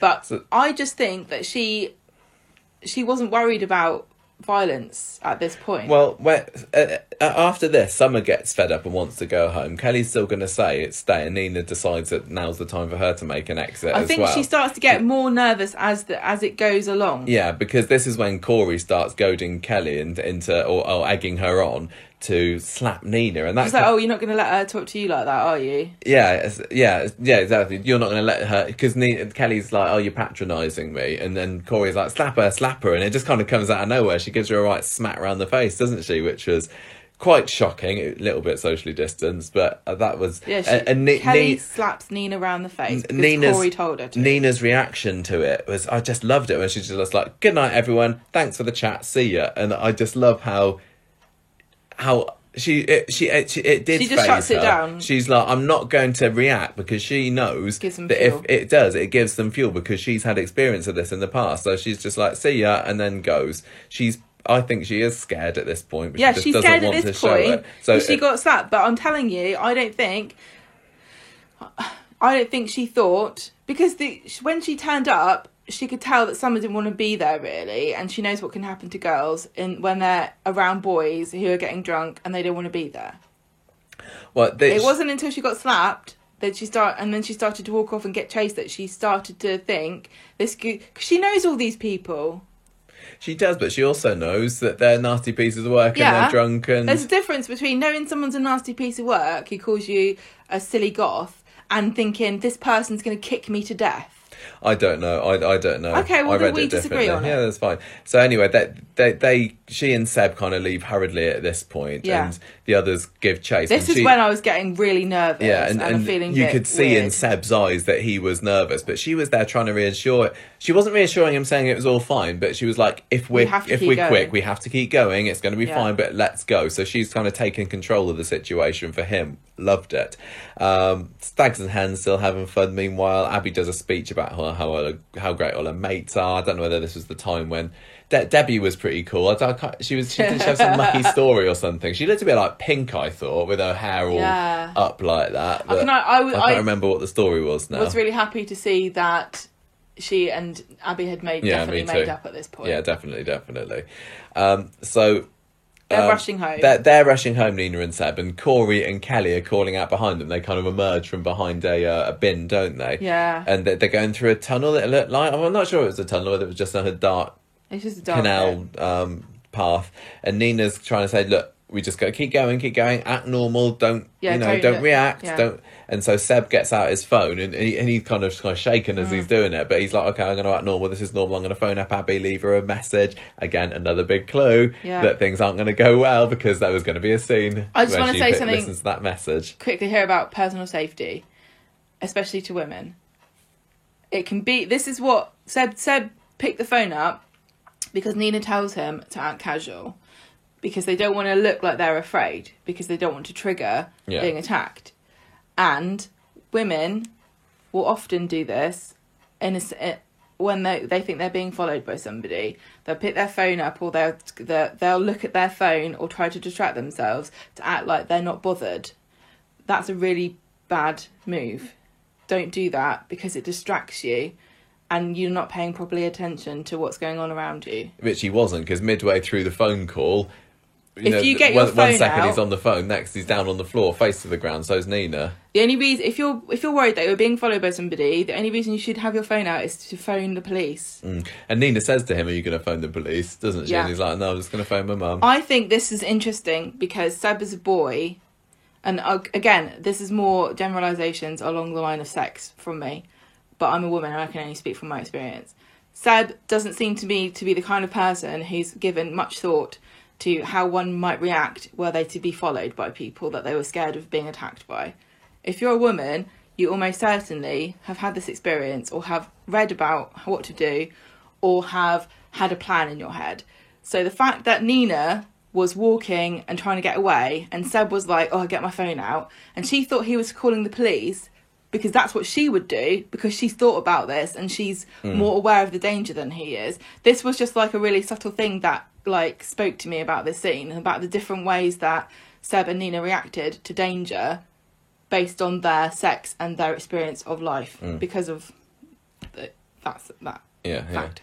So they're down on the floor at this point. Yeah, they get knocked down. Through all of this attack, we don't see it. It's all inferred, isn't it? It was horrible though. You did see it. You didn't see You didn't see the Corey kicking him, but you saw Seb's Seb's body body lurching jerking backwards and forwards as he was being booted in the back. Yeah, Nina has run off, and you said at this time, I can't remember what you said, but I said she's running away because you shouldn't stop. She knows that she can't do anything, and there's no point both of them being on the floor. She needs to get away. Yeah, whereas that's the sensible thing to do is just run. I totally read it as she's leading them away from Seb, and she's trying to protect Seb. See, again, this is. I'm not saying that either of us are right because we didn't read the script and we don't know. But it's really interesting that, like, as a girl, I'm like reading this scene as she's running away because she knows she's going to get killed if she stays, and you're reading it as a boy going, "Oh, I'll be brave and lead them away." You know what I mean? Yeah, I just She perfectly well could have been doing that, Michael. That could have been her plan. But I'm just saying, it's really interesting. We both have similar life experiences, but because I'm a woman and you're a man, we see things from a different perspective. But she'd been trying to protect Summer and Asher already, so I'd already had in my head she's awesome, and that's why I read it I know, like but that. I think. I also want to say too, being awesome is cool and being brave is wonderful, but you don't have to be awesome and brave. You just need to protect yourself and get away. Don't feel bad if you're ever Don't in be a hero. situation. Just protect yourself. Run away. Just run away. So what we also don't see exactly is who is doing the chasing and who is staying behind doing the kicking. I think we saw it was definitely Eli gave chase to Nina plus two others. So I think we were pretty sure in the fact that it was Corey and Kelly that were left kicking Seb. But again, what we didn't see at all was who was doing it. Did they both kick him? Are they both responsible for his death now, or was it just Corey? Because I don't think it gets mentioned today. Did Kelly put the boot in, or did she just stand there and laugh as it was happening? And she's had regrets the next day, but is she nervous because she was, she gave as good as she got as well, or is she just nervous because she was there and she doesn't know whether am I going to drop him in it or not? If I do, what's he going to do to me? This is going to be one of the big mysteries, I think, of this story, and I hope they keep this kind of a mystery and we don't know for a while, because it's it a bit is of intriguing. a murder on the Orient Express kind of thing, isn't it? Everybody booted him. Well, yeah. Well, either one of them did or both of them did, and one of them was definitely Corey. You know what the ending of the Orient Express is, though? Yes. Okay, good. Corey has blood on his shoes. If you wrote about this. Yeah, later on, because he puts them in the okay, washing machine. We'll talk about it later then. So, okay. This is the big question about the story is not whether the big question about the story is Kelly redeemable? I think this story is about Kelly in a way, because Kelly, we don't know whether she was violent or not, and she could redeem herself, and I think a lot of people are pulling for her to do this, to turn on Corey and to have turned out to have had nothing to do with kicking Seb. My personal opinion, Nina. Yeah, this is my personal opinion, is she already slapped Nina around the face. She's violent. She thinks it's funny. I don't think that either of them kicked Seb because they thought they would kill him. But I don't think that a person is redeemable that can stand there and watch another person being kicked to death. She was very drunk. She I've was been full of very drunk. bravado. I've been full of myself. And also, and I'm not, I'm just playing and devil's I am advocate hot as here. well. And I've never kicked You a man to you death. always think you're the best girl in the room. Always. Most I attractive. walk into a room and immediately, the Heads turn. average hotness goes up to 10. The cold hard light of day though on Friday's episode, you can see the difference in Kelly and Corey's reaction to the events Yeah. of the night, can't you? And he's still like, yeah, whatever. It was quite fun, Well, wasn't it? he seems completely detached from the effects of what he's done. Yeah. Whereas she realizes, bloody hell, I have done something really terrible here, or I have witnessed something really terrible. Yeah, here but I'm that's going to point serious. out that I think I'm reading her reaction to be, what have I done? I'm in trouble. Mm. If she's a properly redeemable character, she would be like, my God, what did we do to that poor man? That's not what she's worried about. She's worried about Kelly. Mm. That's what I can't think. wait to see her reaction when she finds out that Seb's dead. I'm sad that we didn't get to see that today. Yeah. I hope that we get to see it on Monday. I'm really, really looking forward to Monday's episode now. Anyway, Kelly's sneaked home because this is the end of the first episode, wasn't it? This we've left shocking scene. them on the floor. Yeah. Kelly sneaks home. Yeah. Toya's there. This Toya, is can I the first scene we've actually seen of them Kelly together. in her new home. I just say this. There's two ways to read this scene, okay? Oh yeah, well, I had a different reaction to Go on, you with then. this one as well. Well, Toya starts having a go at her for coming back at 9:30, which I found hilarious. Listen, this is what I want to say. This is the reading I'm talking about, not what you're talking about. Oh, go on. Toya and Imran are there, looking dishevelled, going, it's 9:30 on a school night. What time do you call this? Now, I read this as they're so boring that they've gone to bed at 9:30 and she's woken them up. Yeah.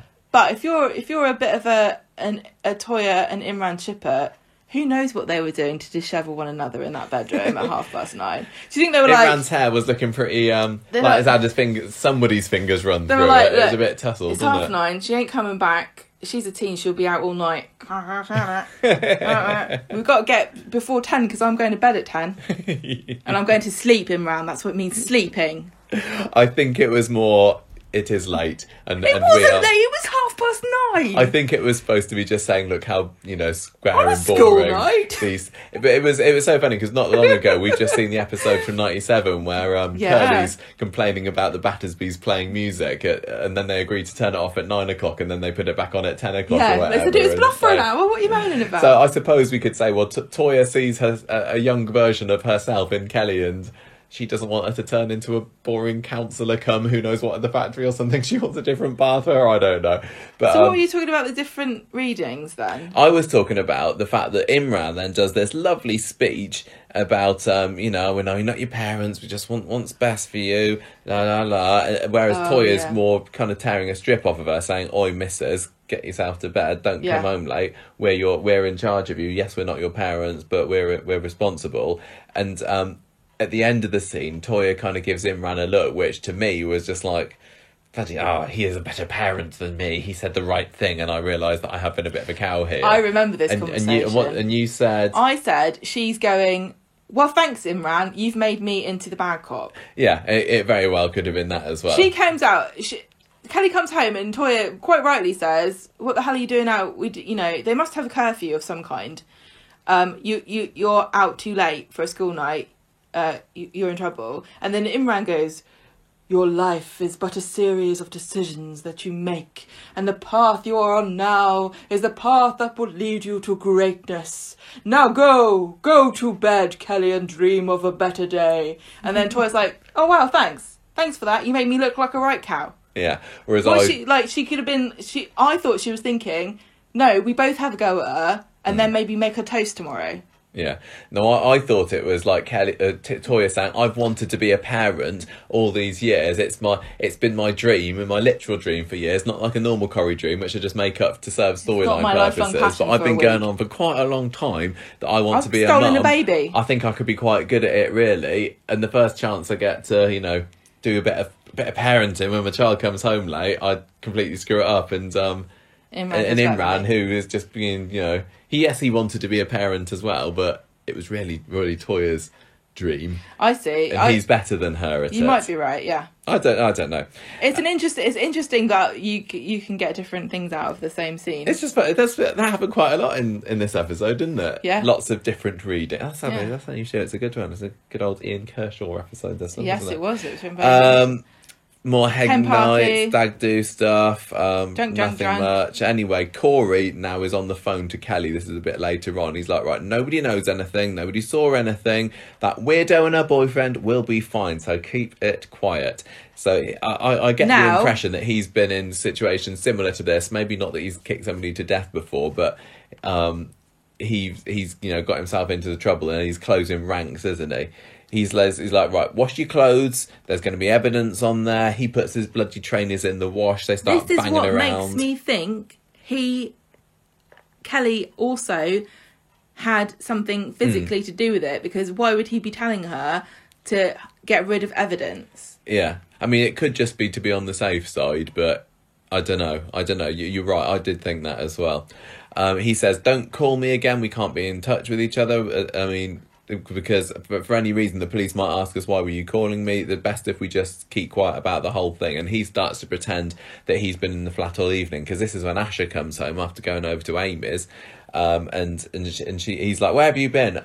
Have you been away all evening? Yeah, well, right, so I've been here an hour. He's getting his alibi in already, hasn't he? He apologises for kicking off earlier. She's impressed he's put a wash on. Although, I mean, it did sound from the clattering about in the washing machine that he did have just one pair of trainers in there. So I think Asha would maybe say, maybe put more than one thing in at a time. Save the planet, water and all that. He sits down and it looks like he is, for the time being, proper shaken up by this. And then we see the flashing blue lights outside. And I thought that was really nicely done shot. Like him looking worried and then, the police are approaching. We get to see Roy getting a knock at the cafe. It's the coppers. And then Abby being told about it at the bistro. And this did spoil it a little bit. And I'm sure people listening, or people who watched it, probably thought Michael and Gemma aren't going to enjoy this. But there was some music going on in the background, wasn't there? There was some, I can't remember what it is now. There was some stupid music. And yes, it was atmospheric and everything. They picked a song specifically.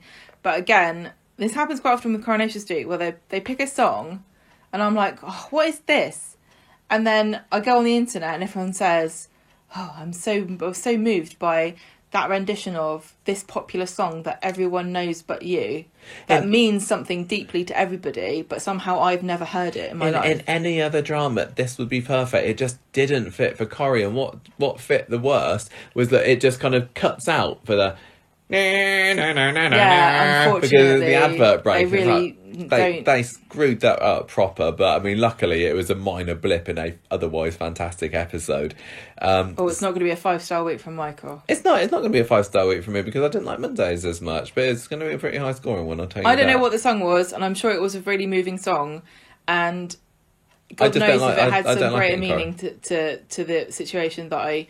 But it felt to me like one of these songs where. It didn't fit, but it probably means more to other people than it does to me. Anyway, so the other stags by this point have moved on to the Rovers, and this is where Sally rushes in and tells them what's happened. Roy's at the hospital. Abby turns up. She gives him a bit of a dirty look when she comes in. I don't know whether you spotted that, but it was kind of like, I kind of read it as, it's your niece's fault that my son is in this condition, and she's already been told that he's in a pretty bad way. And I don't say something. Oh, go on. So we know that this attack was basically, I mean, it's a bit more complicated in Coronation Street, but obviously the one that it was based on, it was Sophie. I think her boyfriend was called Robert, and they were just attacked because of the way that they looked, because he was a goth as well, her boyfriend. Now Seb's not a goth, and Nina really is.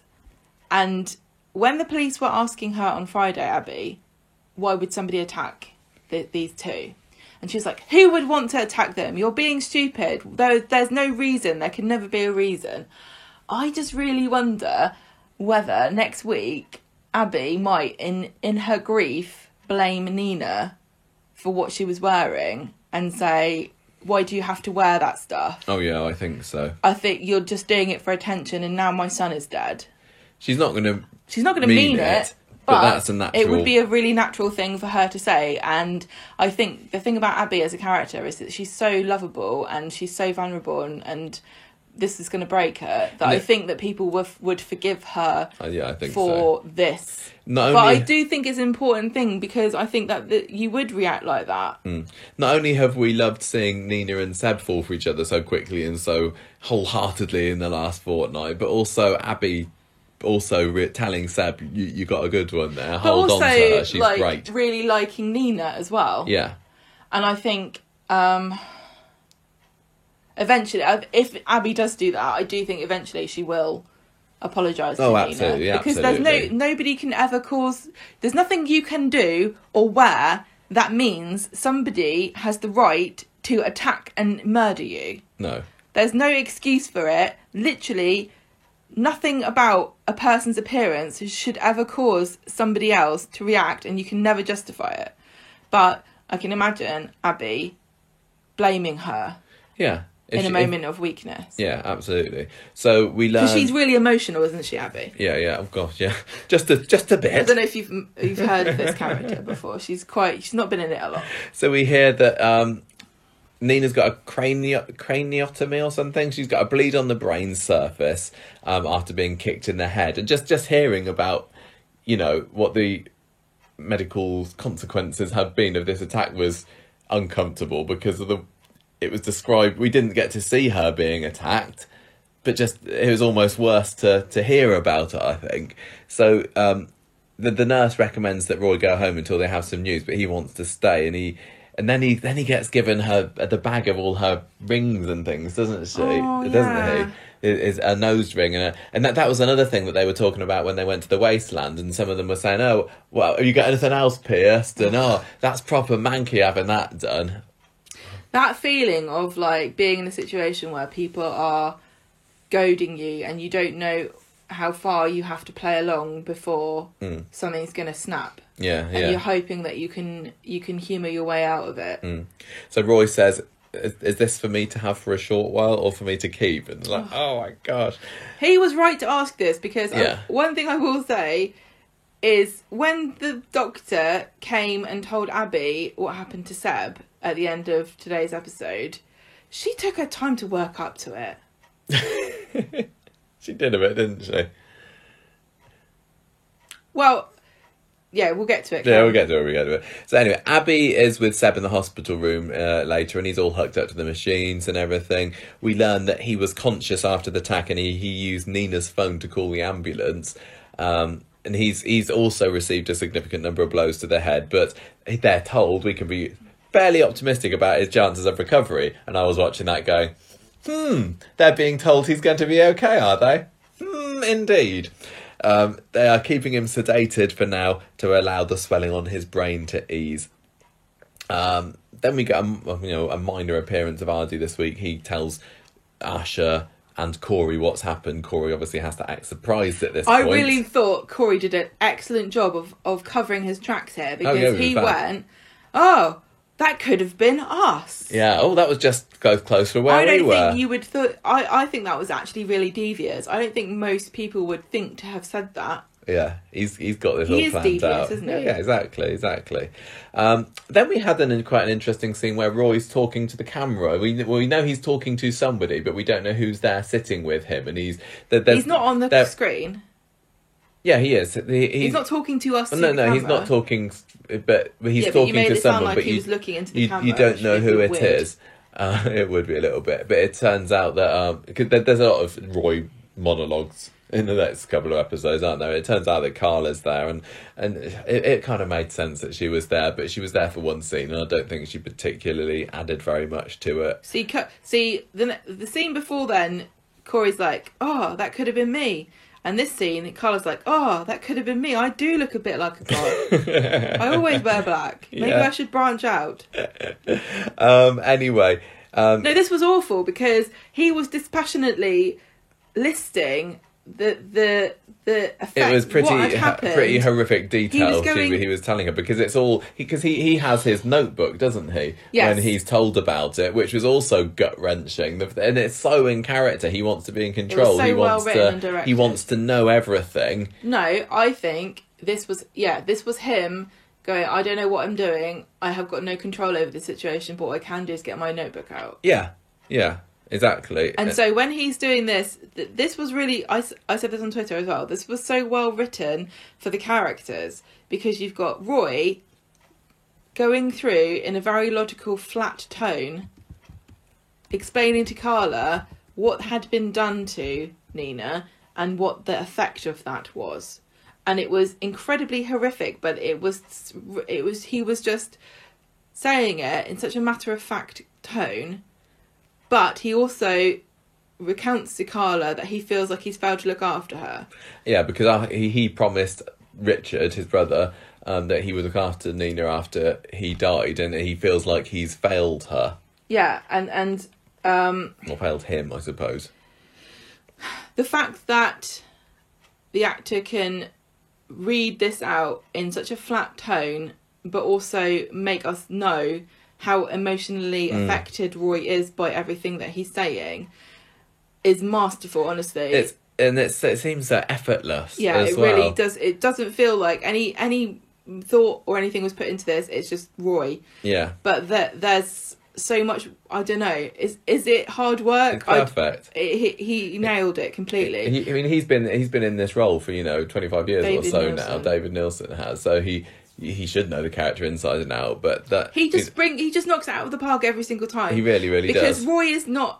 Roy is a very unusual person. We all know this, and his reactions aren't the most obvious ones. No, sometimes he gets angry, but quite often he's Rarely. very level-headed and he just says things as it is. But what you're was right, great you- about these scenes here at the end of this episode was you had Roy being very logical and dispassionate, like he was trying to remove himself from the emotion but not managing it. And then you have Abby, who is a mess, who is full of emotions, and you couldn't get two more different characters than Abby and Roy No. as far as how they wear their feelings. And I thought this was such a clever juxtapositioning of these two different reactions. And Roy also thinks that things aren't looking good for Nina. I mean, they're basically being told that Nina is in a very, very bad way. Seb could be all right, Yeah. and Roy's thinking, well, God, that she could die here. You know, Whereas and Abby's yeah. kind of in denial a little bit. But if she had been told, she'd been told he's in a bad way as well. But the tests show that things are looking okay. So she's already thinking. Abby was trying to be really optimistic, and she Yeah. was even trying to make jokes and stuff. Kevin's there as well. I don't know whether it was yesterday or today. Just he's in the background going, "Oh, I'm not sure we should be, counting our chickens." He's going, it's 24 hours. It's going to be 24 hours in a minute, and we can still cancel now. If we go under 24, we don't get our deposit back. Then where have we got to now? I've lost my notice again. So we have Abby telling Kevin they're going to have to postpone the wedding. She said, she said we're going to have to postpone it for a while. I think in her head it's like, well, maybe next week we'll get married or the week after, because he's going to be out and he's going to be fine soon. This is what worries me about this. Are they going to get married now? I know, I wonder. Because I don't really care whether Abby and Kevin get married, apart from the fact that I want Abby to be happy. I don't like them as a couple, and I don't like Kevin at all. But the fact now of the matter is that she was going to get married on the day that her son was killed. I don't know how they can Is possibly... that ever going to go away? Yeah, how can she ever possibly get married How without it can you being a separate horrible, it? sad day? Yeah. I don't know. Because even if she walks down the aisle by herself, that Seb should be there. Yeah, exactly. Asher wants to go and see Nina. We find out later, and Corey says, "Well, we better off just calling the hospital. They wouldn't let her you see her anyway. He obviously doesn't want her to go over there, and maybe he doesn't know whether she's going to be conscious, whether she'll be able to say your boyfriend did this to me. So he's trying to That's a good point. I forgot hear about her, under his nose where he can keep an eye on her." Because he looks out of his nose. He's got eyeballs like that. Roy's with Nina later. He's talking to her. Well, he's Imagine how talking at her. congested you'd be. He talks about Hayley. It's lovely. He talks about, he's like, I'm not the most social person. I've had various house guests over the year, but then they all leave when me. he said, "I don't have any family Yeah. other than you." He talks about the silence being so awful when he's alone in the flat and everything, and it is because Roy he's such an unsociable person, yet he's also excellent with people. Yeah, but he needs to get a PlayStation or something. Do you reckon? You reckon? Yeah, when it gets quiet around here, I'll just fire up Resident Evil or something. I think he'd be more into a bit of Batman Arkham Train Asylum or something. Simulation. Yes, He Train would Simulator love 2021. that Somebody tell so him about bad. that. He says, "I'll never let you down again," and it's so No. sad because he didn't let her down. No, he didn't. And Oh, I'm crying. he's going to blame himself, isn't he? It's a bit like I think he felt he let Hayley down as well for not being able to save her, but nothing he could do. Last scene of the episode is Abby reminiscing about Seb as a young boy, in his Spider-Man pajamas and everything, and then she starts crying, and this is when the machine starts beeping. Kevin rushes to go and get a nurse. Abby is shut out into the corridor, and there we have the most magnificent cliffhanger because I didn't I was find like- this that cliffhangery because I really did. I was thinking, you said, "Oh, they'll definitely pick it up from here Well, I on assumed it Friday," was. and I said they won't. I They do this was- all the time. I was disappointed, really disappointed on Friday morning when it was like the next day, and he's all right actually. No, they do this all the time. I thought it was gonna. I thought there's a. Before I saw that spoiler that I thought was spoiling next week, but was actually spoiling Friday. I thought that Friday's episode may very well start off with him dying, and then Friday's episode would be the ramifications of everyone finding out that he's dead, a bit like when Aidan died, and the whole episode was various people Yeah. and their different reactions to finding out he was dead. So when it turned out he was fine, again, that was me in my head going, oh yeah, that spoiler that I read was right, he is going to be all right for now. And that sounds heartless that I'm saying that, but I was a little bit disappointed by that. For This is a storyline really, can I just say, purposes this only. is difficult to talk about because there's a story that we're watching, and let's face it, we watch this show for entertainment purposes. But this story, like many others in Coronation Street, is based on a real life You've event. got to separate it.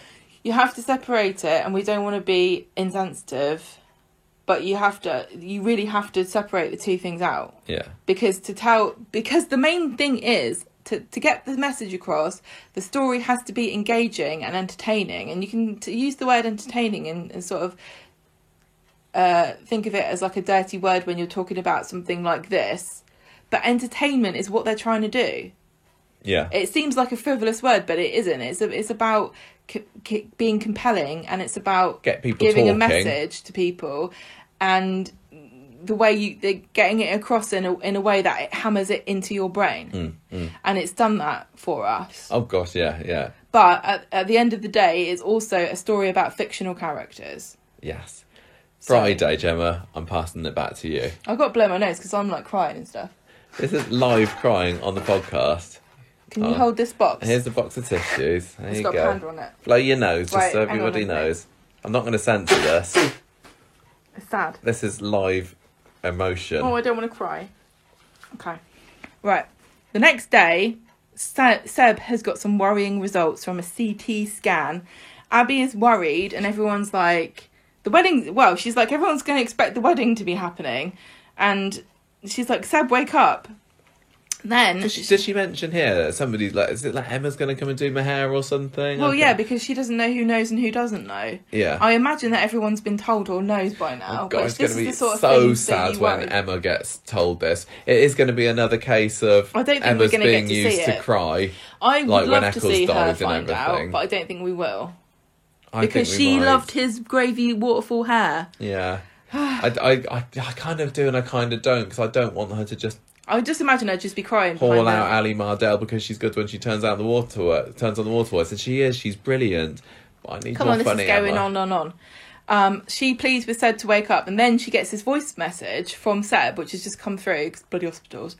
This stupid Oh reception. yeah, that's the reason, isn't it? No reception in the hospital.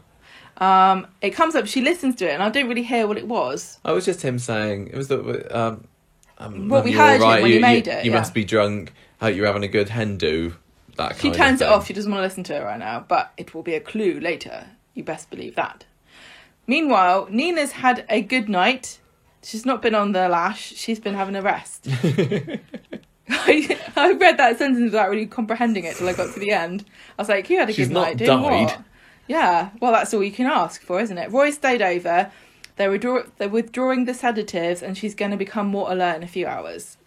Billy and Summer hear from Kevin what's happened. Summer looks very shocked 'cause she's like, oh, I was with them. Yeah, Billy unintentionally puts his foot in it, doesn't he? By going, "Oh, Kev, you look sober as a judge. What was just that? What happened at your Shut up, stag Billy, night?" you insensitive bastard. And then he tries to get out of it going, I will pray for you. Yeah, Billy, you say that every time. Every time you make a horrible joke at someone's expense. Sorry, I'll pray for you. Maybe that's how we should end the podcasts. Yeah. Sorry, we will pray for you. I just thought we're gonna get Todd and George. They're gonna have stuff Oh to do, my aren't god. Oh my they? god. They opened it just at the right time. Back in business, lad. Yeah.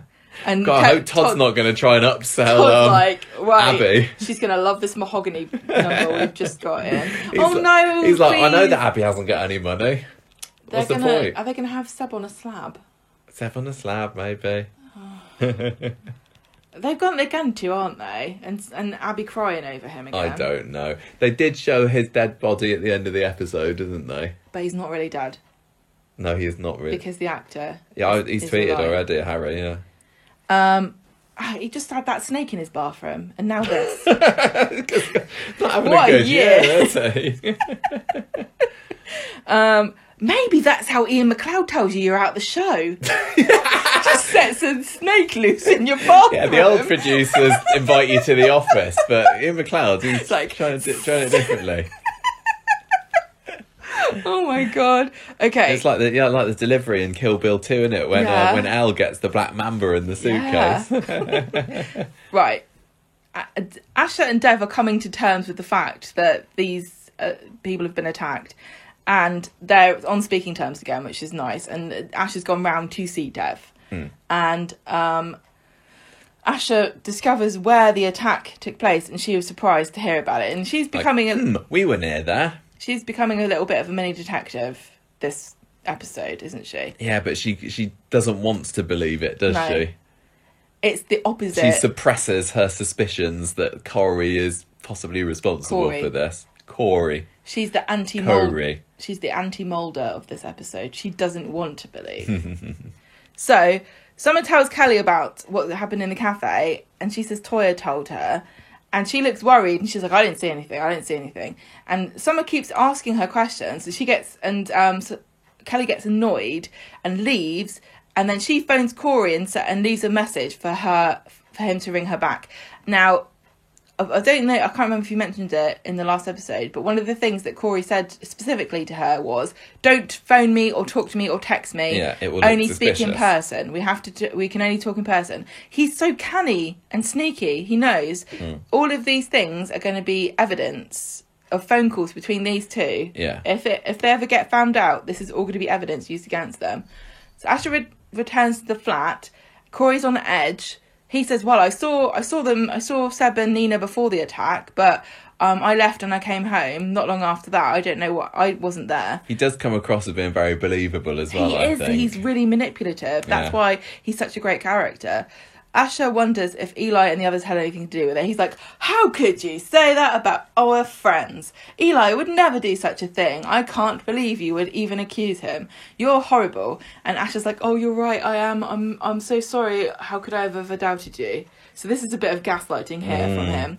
Then we get Inspector. We haven't got a name for her, but she's the latest Weatherfield Bobby on the beat, trying to She's no investigate Bobby. a crime. They're all the same. She's a detective like She's a Craig. community I'm support so officer. glad that they didn't have Craig tagging along this. That would have dragged it down. I have to say I'm sorry because I'm still not convinced about him and his detectiving skills. But they had a proper policeman coming to do some investigating, didn't they?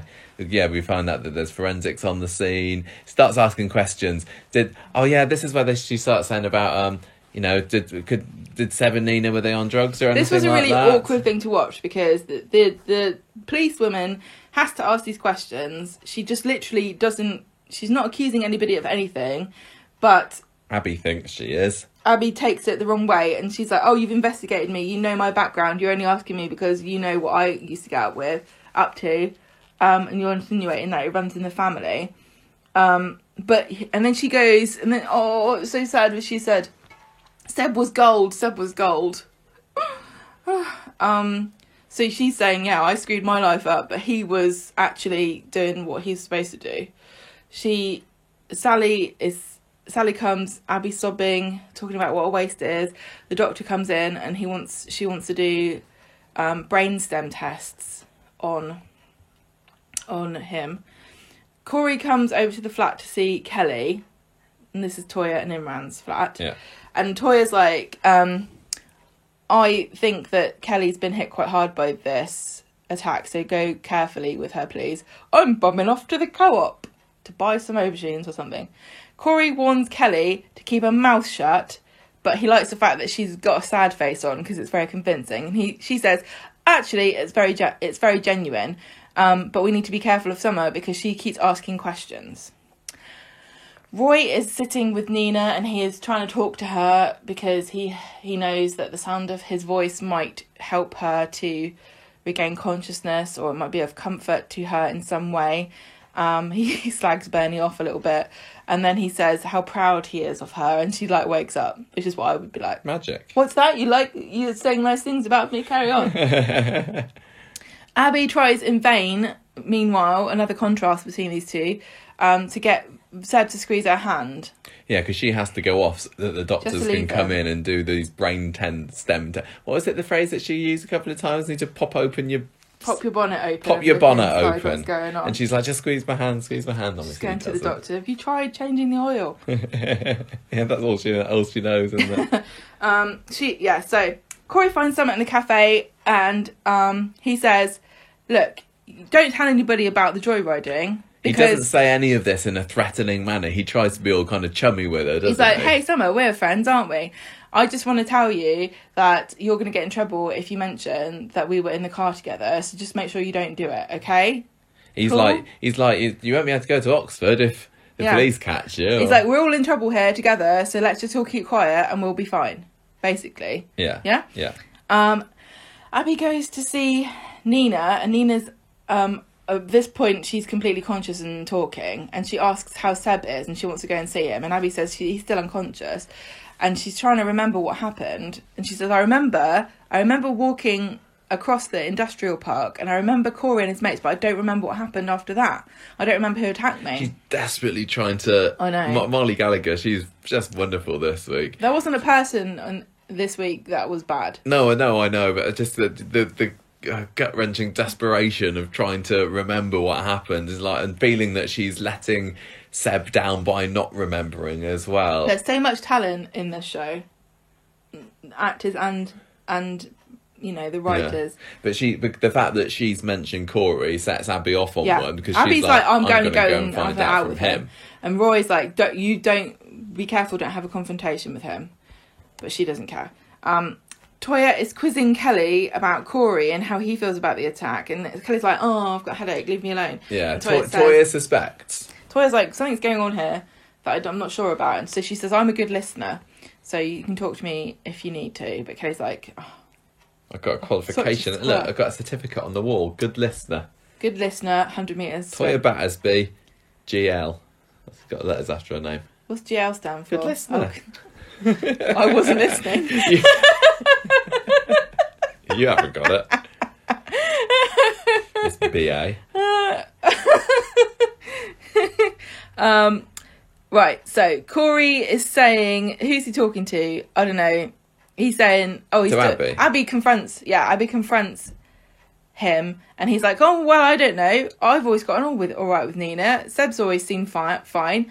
And Ash is like looking to one side, looking really anxious, and Abby's like, all right, who would lie about that? Leaves him.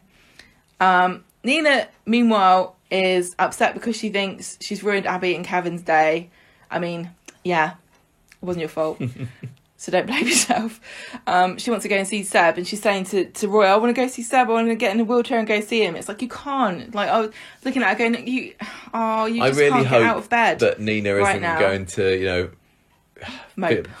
I think there might be a bit of sadness going on, but I don't want her to fall out with Roy and like, oh, you didn't take me to see him. I know. I hate it when in the turmoil manifests itself in external conflict, and it happens quite a lot in these shows because it's quite an easy way of showing it. But it gets really frustrating when that happens quite often. Yeah. And it is a natural reaction, but it is very hard to watch sometimes. So he's like, you can't. You're too. I don't think she's really understands at this point just how bad Seb's condition is, and I think Roy's seen him, has he? I don't know, maybe he has, maybe he's just been in there with her, but he knows because he's been awake and he's heard it all that he's really, really in a bad way, and Nina kind of thinks that... I think she does. I think she is worried, and I think she thinks this might be the last she time. seemed surprised to find out that he was still unconscious. Yeah. I mean, it's a 50-50 chance one of them's got to wake up But before then, But now she knows, and she wants to see him, because I think she knows that it's pretty desperate. I don't know. Again, disagree.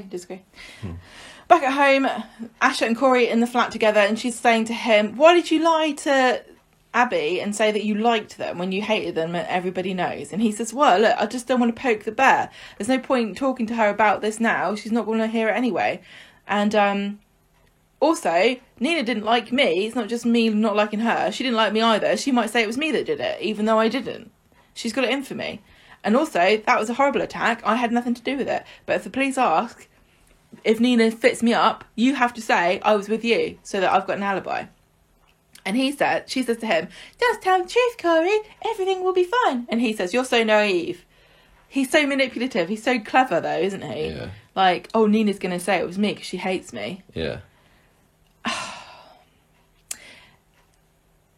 I think the thing is about it is that if he was in Nina's position, he would do that. Mm. You know what I mean? If Yeah, Nina was as vindictive as Corey is, he would have a pretty good point here. And Asha probably could be convinced that would be the case, were Nina to say, I remember now it was Corey. But Asha knows Nina and gets Nina a whole lot more than she knows and gets Corey. She's just fallen in love with the idea of Corey and the coolness of Corey and the popularity of Corey, but she knows Nina. And the detective is speaking with Nina, trying to get her to remember what happened, and she says, I remember there were teens, they were laughing, there was drinking, maybe they came up to me, I don't remember. I do remember Corey, I remember seeing him and somebody slapped me. It wasn't him, but he was there. And then she starts to get really frustrated. She says, I'm letting Seb down, I have to remember. And I guess the insinuation to me here is that she knows that Seb might not wake up. She's the one that's got the responsibility because she's the one that's awake. So, meanwhile, the doctor says to Abby about Seb's brainstem test. There's been a response, but they're still not sure whether he's breathing for himself at the moment, so they're going to have to do the test again. And Abby's like, oh, good, that's okay. Sounds good to me. He passed one of the tests, so they'll just keep doing it until he gets better, basically. And Ken was like, oh, I don't know. That's your Kev impression, isn't it? That's why you didn't get invited along to the stag do, Gem. You just can't do a Kev. I don't know. That's when you bring your car to him. It's like, how much is this going to cost us to fix my car, Kevin? I don't know. I don't know. What's wrong with it? I don't know. Mary sees Asha and Corey on the street, and she says, Asha, can I have a word with you? And then she's like, a private word. And Corey goes and stands 10 foot away, but is standing there listening. And usually in a soap, far enough away to not overhear what two characters are speaking about. But yeah, in this case, he's got perfect hearing. She's basically trying to rescue Asha, but Corey's like, oh, typical. Everyone's saying it's me. Oh, all the time. You just don't like me, so you're trying to say it was me. We were watching Tennant. You spelt it completely wrong. It's the movie. It's Tennant, spelt the same way backwards and forwards. Tennant, haven't I? We were watching Doctor Who with David Tennant. It was fantastic. What a treasure that man is. Who's your favourite Doctor, Mary? Have you heard about what behind the scenes stuff happening in Doctor Who? Don't get into it. Mary's like, we're not here to talk about scandals. We're here to talk about you beating people up. So he says we were together, and Asha's like, yes, we were together. So now she's roped it into the lie. Abby is in with Seb again. She's talking to him. She's crying. She tells a lovely story about when he was a boy, when he was a baby, and he had beautiful blue eyes, and then they Like turned blue into Smarties. chocolate buttons. She's just so proud of him. It's so hard to see her, because this is her, like, she's lost her other children, and he was the joy of her life, and like I always got the She's impression, gone from 3 kids to none, and she's going to blame herself for Well, being a bad mum. I always got the impression that she kind of felt as though she'd failed completely in her life, but at least Seb was unscathed, or she did some kind of thing right, or something. She doesn't think it was her, it's because of her, but, you know, in spite of everything that she's done, this one good thing came out of her life, you know? Yeah. Of the bad parts of her life, because Yeah. I think she knows that she's turned herself around now.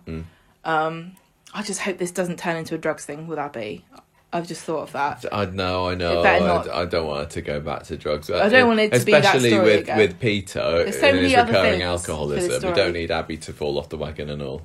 Anyway, Corey's pleased with Asher for sticking up for him and being loyal, and he says, you just need to tell everybody about how great I am and that I'm a big softie, really, because you know I am, don't you?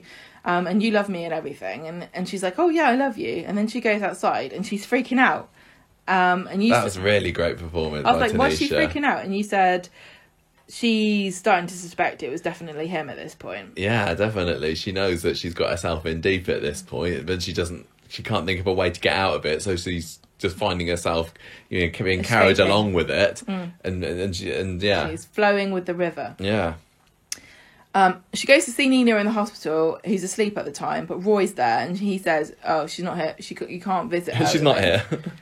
She's gone to a better place, the toilet. Sorry, that's not what I meant. The police are on the case, and you might find out, Asher, that you don't know Corey as well as you think you do. Nina wakes up and she says, I want to talk to Asher by myself. Roy leaves them, and Asher says, Corey didn't do it to you because we were together in the flat. There's no way it was him. And Nina says, doesn't make sense. You're lying. Stop pretending. Stop pretending you care. I'm tired. And she kind of looks away because Asher's crying, but she's lying to her face. And Nina knows this. And she's like, don't pretend that you care about me. Come here to lie to my face about who attacked me to protect your boyfriend. And she gets a bit confused and overwhelmed and goes to sleep. I do that all the time. Abby is prattling on to Kevin about, this is when I knew he's definitely going to die. She's saying, when Seb... I mean, we had that, you know, the ITV continuity thing We that didn't we listen to it, muted, so haven't but it's listened. like you don't I'm put really one of those up curious. unless something big's going to happen, and it felt like this could be the scene, but until they actually said... Well, okay, so... She's saying, do a big shop or do an online shop for when Seb gets out because he's gonna have to move in with us. I'll have to look after him. I'll get him that dip he likes. I'll make him... I can't remember what she said because I think I was making fun of the fact that he liked potato smiles and Finnish crispy pancakes. I don't know what she actually said. The doctor comes out and she just, in the most roundabout way, it was like the series of like bad news, like she was building up and up and up. She could have, I don't know if they train you to do this. I've had bad news from doctors before and they do this to you. They just kind of beat around the bush and they say stuff when you know from the very beginning what they're saying to you, but they won't bloody say it, and you hold out hope to the end of the whatever they're going to say, that they might get to the end and say something nice, but you know all the way through that they're building up to telling you But even horrible. when they said his heart has stopped... Well, yeah, she's like, the way she delivers, I'm sure this is what they do. But she was saying, he's failed the brainstem tests. His body has shut down. Even at that There's point, I was like nothing- saying, yes, but he'll There's be all right, nothing more won't they he? can do. His heart has stopped. He's died. It's like she's reading out as like a chronological thing. Like, yeah, first he failed the brainstem test. Then his body shut down. Then we went, what do we do now? I don't know. Then his heart stopped. And then we went, wow. So he's dead. Sorry, I should have said that at the beginning. He's dead. Abby collapses. Oh, she gosh. crumbles to the She ground. does. It She's is sobbing. crumble is She's right, yeah. shaking. She's screaming. Her life has imploded. We were like... I was both, you know, it was one of those moments where it was like a hands to You were my like, face. "Ooh, the neck." I was like, oh. and it's not often that I'm gobsmacked and literally hand over the mouth sort of thing. I was like, I couldn't believe that they did, even though it looked like they were leading to it. And it's not like I'm saying, yes, I was right, or hooray, Seb's dead or anything. It was just like, they've actually done it. I know. I was like, oh. And they have kept... It's for the drama, and it's partly just as a Corrie viewer. Whenever they have a big shock like that, it's like, oh, yes. Whether it's a shock, even whether it's a shock that I want or I don't want, it's like, yes, Coronation Street, you can still shock us. You can still keep things quiet. That's what I like. It adds that depth of feeling to the scene that you didn't see it coming. Like, you experience it with the character. Yes. So... exactly the emotion, not to the same kind of depth as Abby, but like you feel that sadness with her because you didn't know this was going to happen either. Meanwhile, Asha telling Corey about what happened when she visited Nina in the hospital, and she accuses him of lying, and he says, oh yeah, here we go, now Nina's manipulating you. I'm just sad that you don't trust me. It's so painful to hear you say this. And she says, well, I told her that we were together, so he's just relieved to hear this. Yeah. Roy then has to tell Nina that Seb has died. That was we really don't get to see much of that, do we? We see him go into the room and he says, like, I've got some bad news, then they immediately cut, so we don't see Nina's reaction, which is interesting, because I think that Molly Gallagher certainly could have pulled it off, but the real reaction that we get was from Abby, isn't it? She goes and sees Seb and she holds onto his hand and cries. This is all the bit where there was silence as well, which I I think it kind of cut to silence. I don't like the music, but I thought this was very well done. This was great. We saw Nina crying, again silently, on the bed, and the angle was strange because we were viewing it from like the end of the bed, like almost like just a few inches up from her feet, almost like we could see up through her chin. Yeah, it's a weird angle. I don't know why they picked that angle. Oh. There must be a reason. I can't manifest what it was in my mind. How did it make me feel to see her crying? I guess she looked a bit helpless because it looked like she was being held down by something. Like she was lying and she was so weak that she couldn't sit up. I don't know if you would have got that impression if you'd had the camera above her head looking down at her face. Yeah. I'm not sure. Very interesting angle. Probably turn out, but they couldn't get the camera above her head for insurance purposes because it might drop on her face or something. Who knows? I just thought it was interesting. We also see Eileen by herself in Victoria Gardens. This is really interesting because Eileen, I mean, she's barely been in the show at all for the past 6-8 months, has she? But like you pointed out to me, there's a bond between Seb and Eileen through which the goes all the way story. back to when she was married to Pat, and Seb was his gopher, basically. Yeah, and Seb did live with them for a bit as well, didn't he? I think. Well, so Eileen just collects stray men. Yeah, so they absolutely didn't need to show this, and it was in a way a little bit odd that they did, but it was just Sue Cleaver on the bench there on her own, and it's significant to me that she is involved with George and Todd, who are the funeral directors. Exactly, yeah. So perhaps there will be.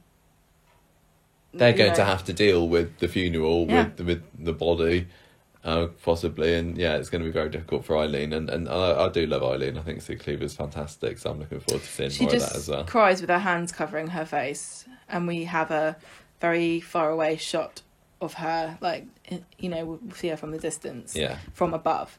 Then we've seen total contrast now. We've seen Roy telling Nina, we've seen Abby crying, we've seen Nina crying, we've seen Eileen crying. Then we see Corey slobbing on the sofa watching a comedy. And this is when the sound comes back. Asha's cutting vegetables in the kitchen, and he's like, "Come on, babe, you're missing it." And she's giving him a look. And so, completely oblivious to what's going on. If he knew, would he care? Doubt it.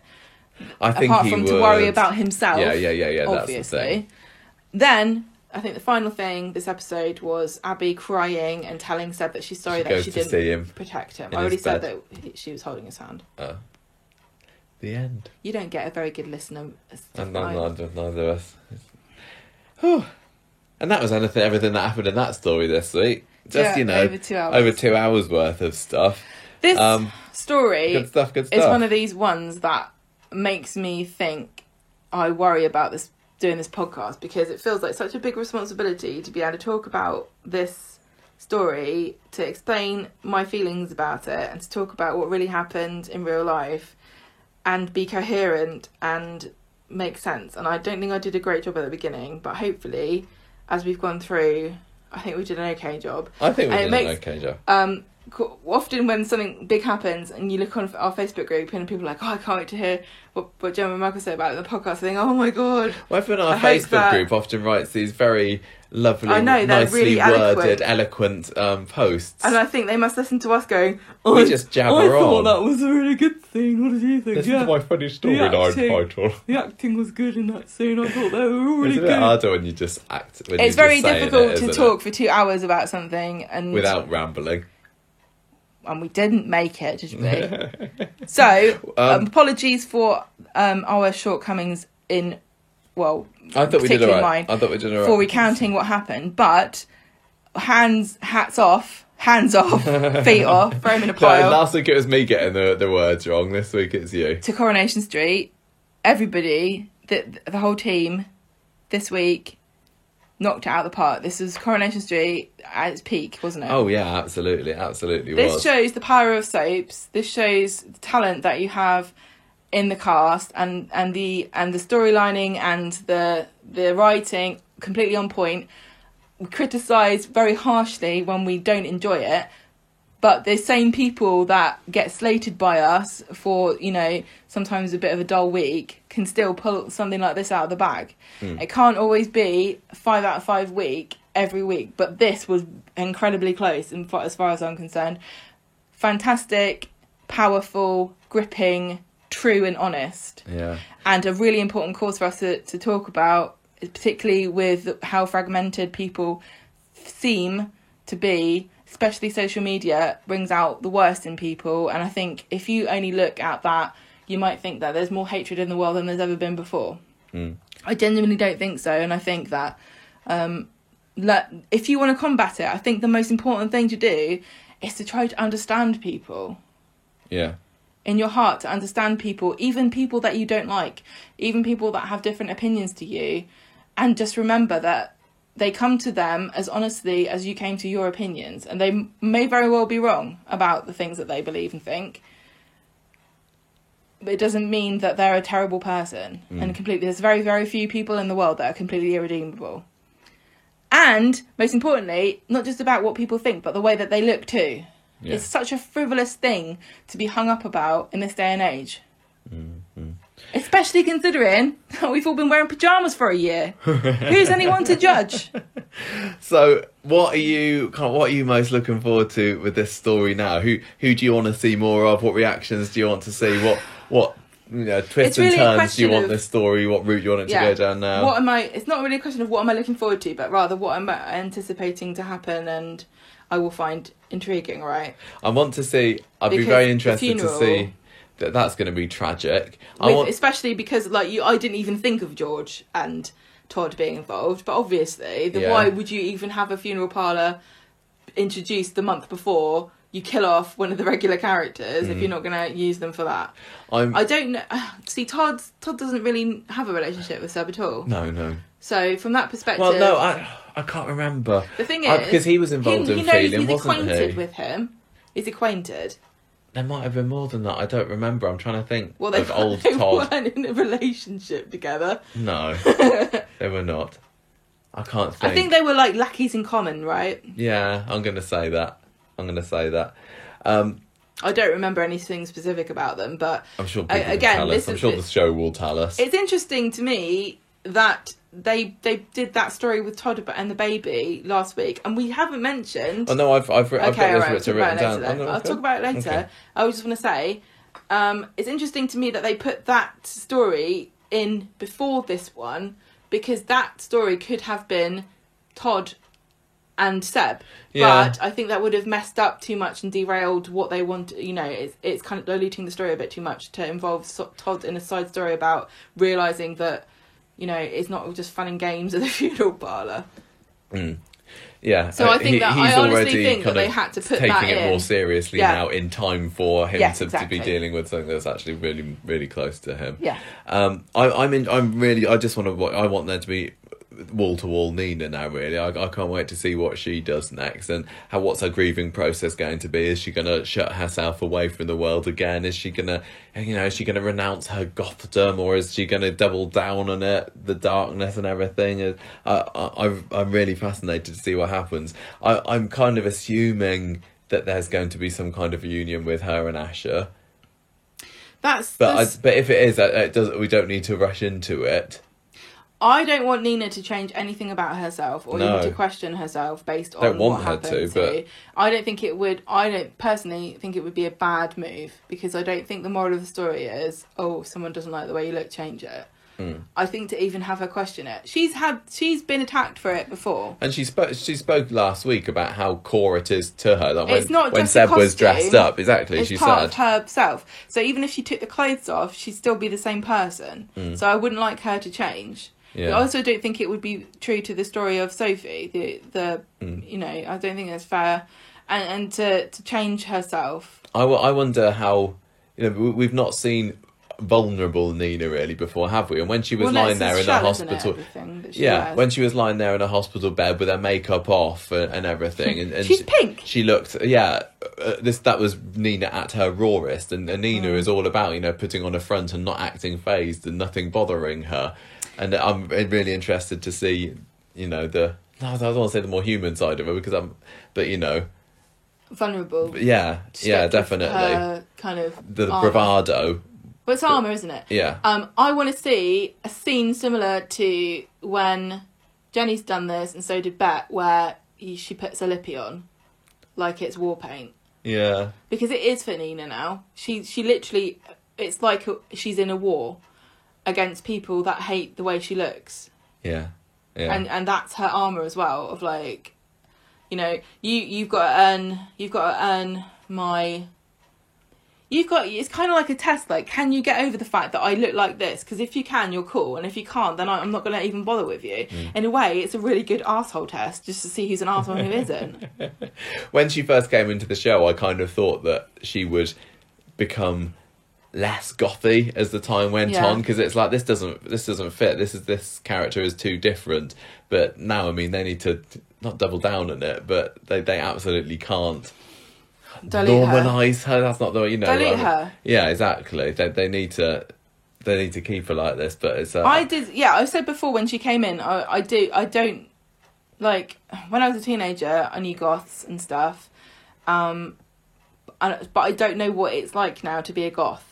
To me, Nina looks like a goth from the 90s. I don't know what people dress like. I assume that I don't know that there's much that can change about wearing black. So... Well, I hear that orange is the new black. I just love her, and I think that she's great. And she's only gone up in my estimation, honestly. Everything about her this week was fantastic. One thing I also wanted to add was, I think sometimes we take for granted these young actors who get so much put on their shoulders, so much expectation. This small cast of young people here are carrying one of Coronation Street's biggest stories. Which will continue to be one of the biggest stories throughout the year now. Actors are 16 years old, and they are carrying ITV's flagship soap. They should be so proud of themselves. And they've proved people wrong as well, because when I heard about this, as I said at the beginning of the year, I was like, oh my God, really? They're hanging this year on the teens, really? I was concerned because doing fantastically. The idea of Coronation Street turning into Hollyoaks or some kind of tweeny Netflix thing where it's all about frivolous stupidity and like stuff that you cared about when you were a teenager, that obviously you don't care about once you get a bit older. But these are like really human themes. Like, I'm not saying teenagers aren't. It sounded like I was. This is like a universal things that they're struggling with, but also from that lens of being a teenager and being uncertain, and everyone can relate to that. Like struggling to find yourself. Where are you in the hierarchy?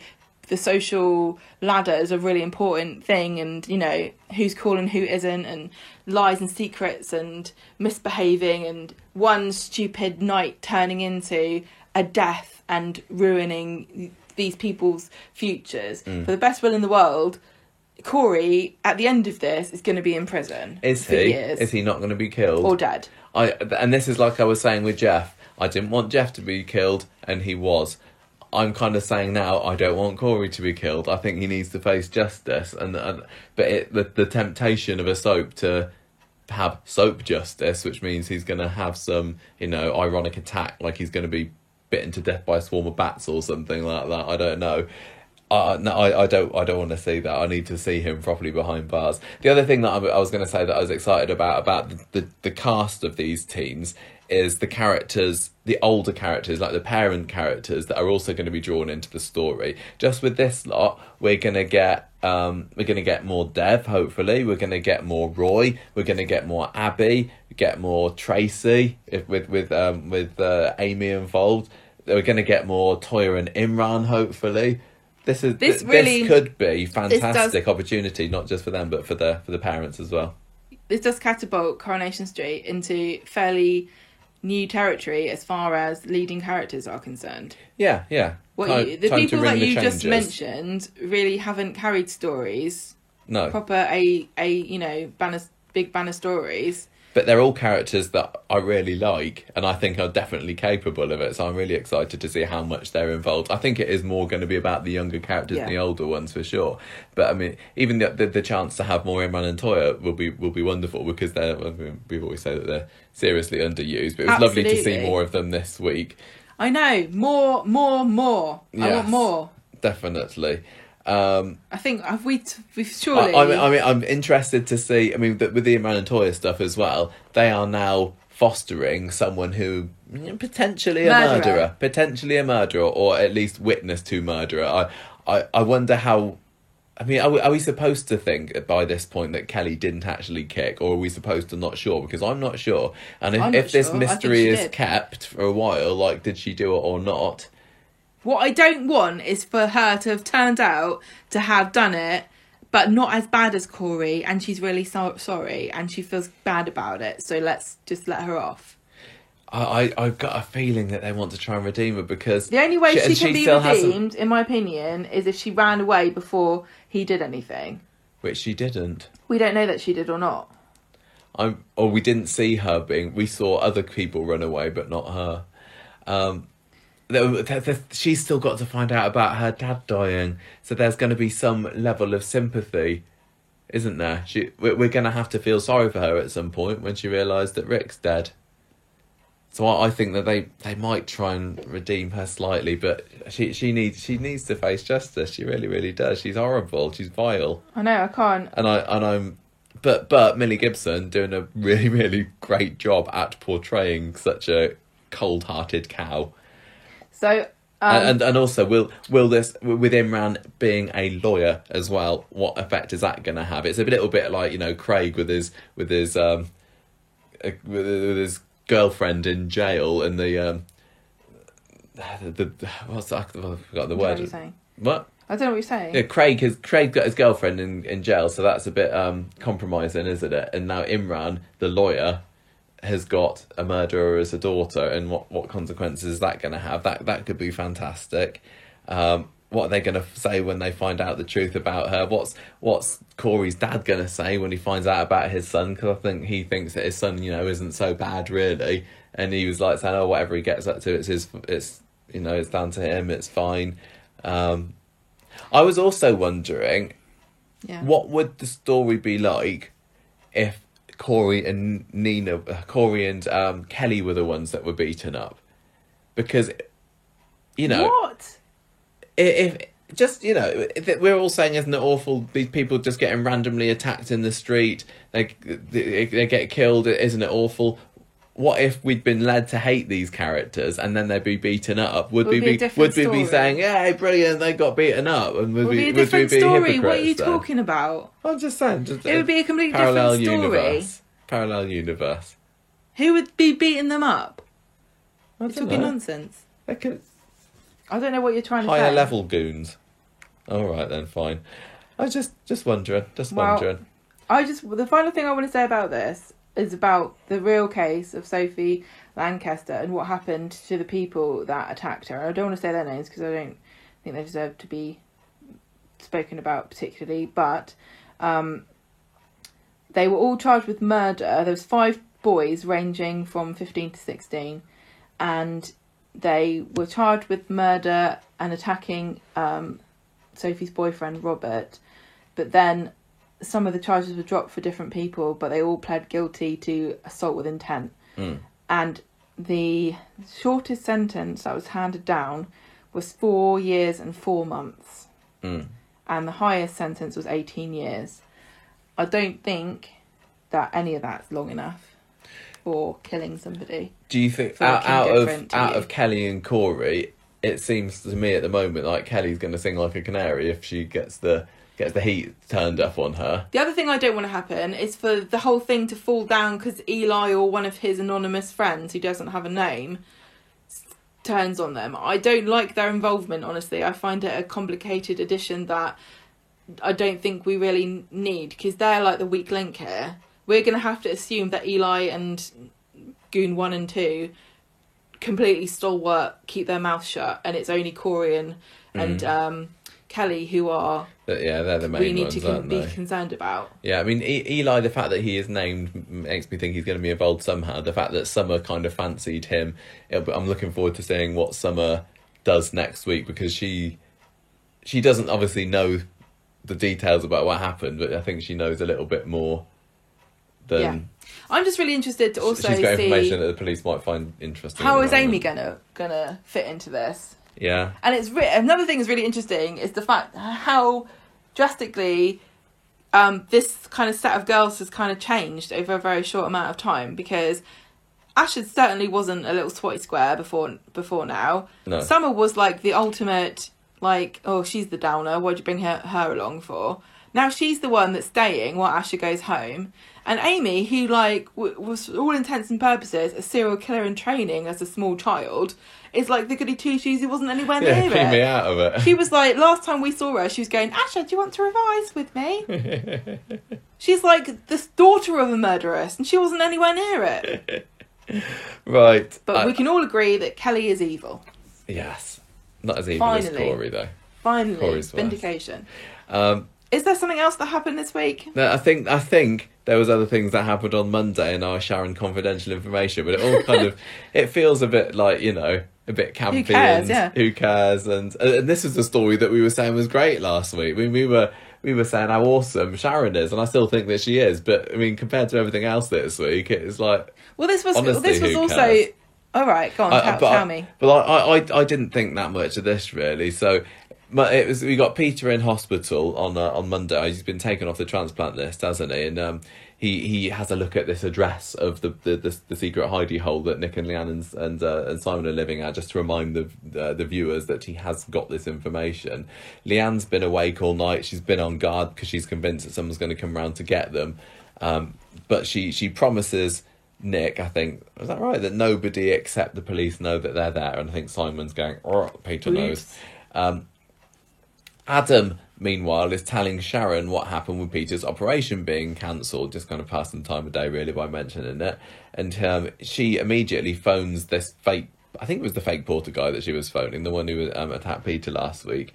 And she says, like, Peter's being discharged today, so you need to get yourself down to the hospital and keep an eye on him. So when Carla's in the hospital car park later, doing a lippy or whatever, she sees in her little lady mirror that there's somebody watching them. She knows to be on guard, because she knows the situation that they're in, and anybody could come and get them at any time. So she sees that there's somebody watching them. Goes upstairs, tells Peter, and so he said, you cannot go, because she thinks that he's going to go and find Simon. She says, you cannot go to Simon, because you're going to lead them straight to him. So Peter seems to be brewing some kind of plan here. Also, we had Leanne catching Simon trying to use his phone over at the flat, and tells him to put it down. I don't think anything particularly comes of that. Adam helps out with the Great Escape plan for Peter and Carla by distracting this third porter blokey guy I can't remember what he says. He's like trying to get him to give him directions or something, while Carla and Peter do some sneaking around a taxi. And as far as we know at this point, Peter and Carla have got into this taxi van thing, but actually it turns out that when it arrives at number 1, Peter gets out, and the big mystery is, where's Carla? Oh, it's not really that much of a mystery at all. She's turned up at the safe house, and she nearly gets brained by Leanne, who's holding this bottle above her head. Sharon and... That was really poor taste, considering what happens to Seb. I know. Sharon and Blokey are also there waiting for Carla and Peter to come out of the van, and then they realise what must have happened, that Carla must have gone to Leanne. Leanne is there with Carla. She's not particularly happy to see her. She's also very annoyed at Simon for getting the address to her and Peter, but she starts asking after Peter. Carla goes back to number 1. She's kept it quiet that Peter's off the transplant list. She doesn't want to add that extra worry to Leanne and Simon. He's pretty relieved that they don't know this, but he's kind of looking pretty weary and ill at the same time. Sharon is hatching a plan again. She wants to find out what's going on, so she goes round number 1 later with a bunch of flowers. Does she have flowers? She is. She goes round to the flowers and she starts digging for information with Carla. Has a sneaky look at her phone, somehow manages to get into it with a threat despite its passcode or something. Does an evil cackle, which again was making me think, are we supposed to think this character is evil, or are we supposed to think that she's being, just Harvey's puppet and unwillingly? I don't know. Listen, Michael, even if you've been unwittingly roped into an evil plot, you can still take pleasure in a job well done. That's true. And then we see that thanks to the magic of Google Maps, she was able to find out not only what building Leanne and Nick and Simon living in, but literally the flat number that they went to. She can also work out, like, she's not just horizontally and exactly, but whatever the other one is. What's that one? Yeah, the X, Y, and Z axis. She goes up. Vogel Maps is just that step further. An extra dimension, literally. So anyway, Goon goes and kicks his way into the flat, but they're gone. Oh no. He phones Sharon to tell her, "Grr, we were so close," says Sharon. And at the end of the episode, Harvey phones up Sharon. He's fuming, says, right, you need to use Sam to get to Leanne. And she really doesn't want to, because she's got a bit of a soft spot for old Sam, young Sam. But he's like, no, you are going to do it. And if you mess up, you're dead. So she's like, oh no, what am I going to do? Let's hang 5, because I think something else more important is going to happen on Wednesday and Friday. We'll pick this up next week. And that was it, really. So, I mean, it just... It's kind of exciting, but it just felt like a bit like a caper. Was a bit, wasn't it? And in comparison to everything else that happened in the week, it was just like, oh, that's a bit soapy, a little bit of drama, a bit, you got your villain, you got your chase, you got your old switcheroo. It was a bit, it definitely felt like there was a watershed between the two, even though there wasn't. Yeah. I don't want to talk about this story. We've already run very long on this street talk, and it was fine, but not even going to get a free liver off of Seb. Off of Seb, no. Now, just before we finish this street talk, and we do need to do our scores and the character of the week, you referred to something else we needed to mention, which came up on Reddit last week, didn't we? Well, I found it on Reddit. No, you haven't. Which was and this blew my mind last week when I read this. Do you remember last week, everybody, when that bloke goes to the funeral parlour and he's supposed to be an old school friend of Todd's? It turns out he was actually in the show 18 years ago. I couldn't believe... Thank you, Gemma. I texted you this at night and you were amazed. So Stuart Fergus... what's this about? Yeah, the character was Stuart Fergus, and he's played by an actor called Scott Taylor, and he was in the show for 3 episodes in 2003. Same character, same actor, and usually the thing is, on Coronation Street and other shows, people get meet or bump into old school friends all the time, don't they? But they're not actually old school friends; they're just invented for this particular storyline. But actually, this guy was in it. His backstory basically was he was a friend of Todd's. He was a year above him in school. He was at Oxford, and he was having a whale of a time. And he was excited for Todd to come and join him there next year. But because Todd's tied up with he's going out with Sarah Lou at the time, and they're being parents to young baby Bethany, and he at the end of the day, flunks his A-levels on purpose so that he can't get to Oxford. It's so just that a he mini can, character profile. yeah, so that he can stay around with Sarah Lou and Bethany. That's literally, that's all that Scott did, was going, hey, Oxford's great, you should come along to it. Stuart Fergus. Stuart Fergus. So the And, person who posted about this, which is Reddit, r Coronation Street, was wonky_monkey. Well done, wonky_monkey, but it is also on Chropedia as well. So I'm just amazed, absolutely amazed. Where did this come from? I don't know. How This is how baffling does to it me. happen? Because honestly, Coronation Street sometimes forgets the most basic of things about people, and then next minute, you know, they're bringing back somebody from like 18 years ago to play a bit character that He was- nobody remembers. Like, The bittiest Such a of strange- bit characters. like, Was the actor just walking past the studio one day? and I was- don't know. I think, sometimes it feels like they're meticulous, and other times it's like, oh yeah, we forgot to put more in it for a year. Yeah, it's unbelievable, and I hope that listeners, your minds have been similarly blown by that as mine were. Although I did post about it on Facebook, and some of you are probably on Reddit as well, so you've read about it anywhere else. But anyway, I was very surprised by that. Oh, the cat has just come in Oh god, Just I to- thought she had a mouse. with a jingle. No, she has not got a mouse. The bell Yeah. is working. Go on. Right. That is the end of our street talk, except from Gemma. It is time for us to do a score. Scores and character of the week. It is. Well, I mean, it's easy enough for me, really. Who are you going to pick for your character of the Nina. week? I'm Without gonna- a shadow of a doubt. And I know that David Nielsen and Yeah, Sally I know. Carman both put on stellar performances. Yeah. But so did Molly Gallagher. She didn't have the same material of I'm going to do all these speeches or I'm going to do as much crying and snivelling, but just for the character of her, of being so protective of the girls, of being lovely to Seb, of trying to remain calm and protect everyone in the situation. I just have got newfound love and adoration for Nina this week. I thought she was wonderful. Nina So without a forever. shadow of a doubt, Nina is my character of the week. So glad that they didn't kill Nina. I'm giving this I'm giving this week's episodes 4.5 cheeky off the shoulder high vis numbers out of 5. Which I think is what I wrote down this earlier, and I think is what Abby said that she'd have to wear at a wedding if the building works were still going on with the collapsed roof. Who is your character of the week, Gemma? My character of the week is Seb, because Aw. he did such a great job of breaking my heart with how wonderful he was before he bowed out. Well, you can only hope that we get given the amount of dignity and appreciation that a soon to leave soap character gets in Yeah, Coronation yes. Street. You know, they get Yeah. given the red carpet treatment. I'm really pleased for him that he went out on a high, because the character had been Up and down. treading water for a little while. And also, like I said, it gave me hope that when they want to, Coronation Street can create a really lovely couple, seemingly effortlessly. Who would have put Out of those? nowhere. Who would have Out put of 2 those two weeks. together? A few months ago. But they were lovely, and it just makes me think. Please, Coronation Street, next time you pair people together, make us care for them in the same way we have Seb and Nina, and keep them together next time, maybe, please, because I still think that Seb was a worthy and maybe, dare I say it, needed sacrifice for the Yeah. longevity and the impact of this story. Definitely.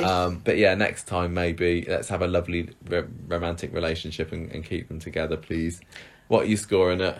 What did you give it? 4.5 cheeky off the shoulder high Oh, vis yeah. numbers out of 5. Well, I'm actually gonna give this 5. What? What? You'd never given it? Have you ever given Rebecca? Has Gemma ever? I've never given a 5. 5 out of 5. Even though Monday was. Even though you complained about how much you hated Monday. I Yeah? didn't hate Monday. 5. I just thought it was a bit cliche and Life-changing cheese on toasts, which sounds Gosh. really delicious, actually. 5 out of 5 weeks. I So, don't know if I could eat 5. but you didn't give any feeding weeks a 5. You didn't give any. I can say what I like. Good for you. You Thanks. give it a 5. I can't just never give anything a 5. I'm sure you won't be alone. But as I said, I couldn't, in all good faith, Oh, give right, it yeah, we 5 know. after Monday. Yeah, But good it for was you. super, super weak. Really pleased. And after, all these months, it seems, of me being down on Corrie and giving it in the twos, then It's like they were fact that saving it their can energy boom for right- this week. Well, this is like what Nina said, wasn't it? Like, Well, Nina says, you know what's been a bit boring around these parts? I'm kind of glad this happened this week. no, she said something along the lines of we're falling in love so quickly to make up for all the lost time of we didn't know each other, and Well, I'm sure she said Tyrone it a little and, bit more Alina poetically than that. obviously feel the same way. Anyway. That's it. Come on, we're done That's now, it. 'cause that's We're really on. long.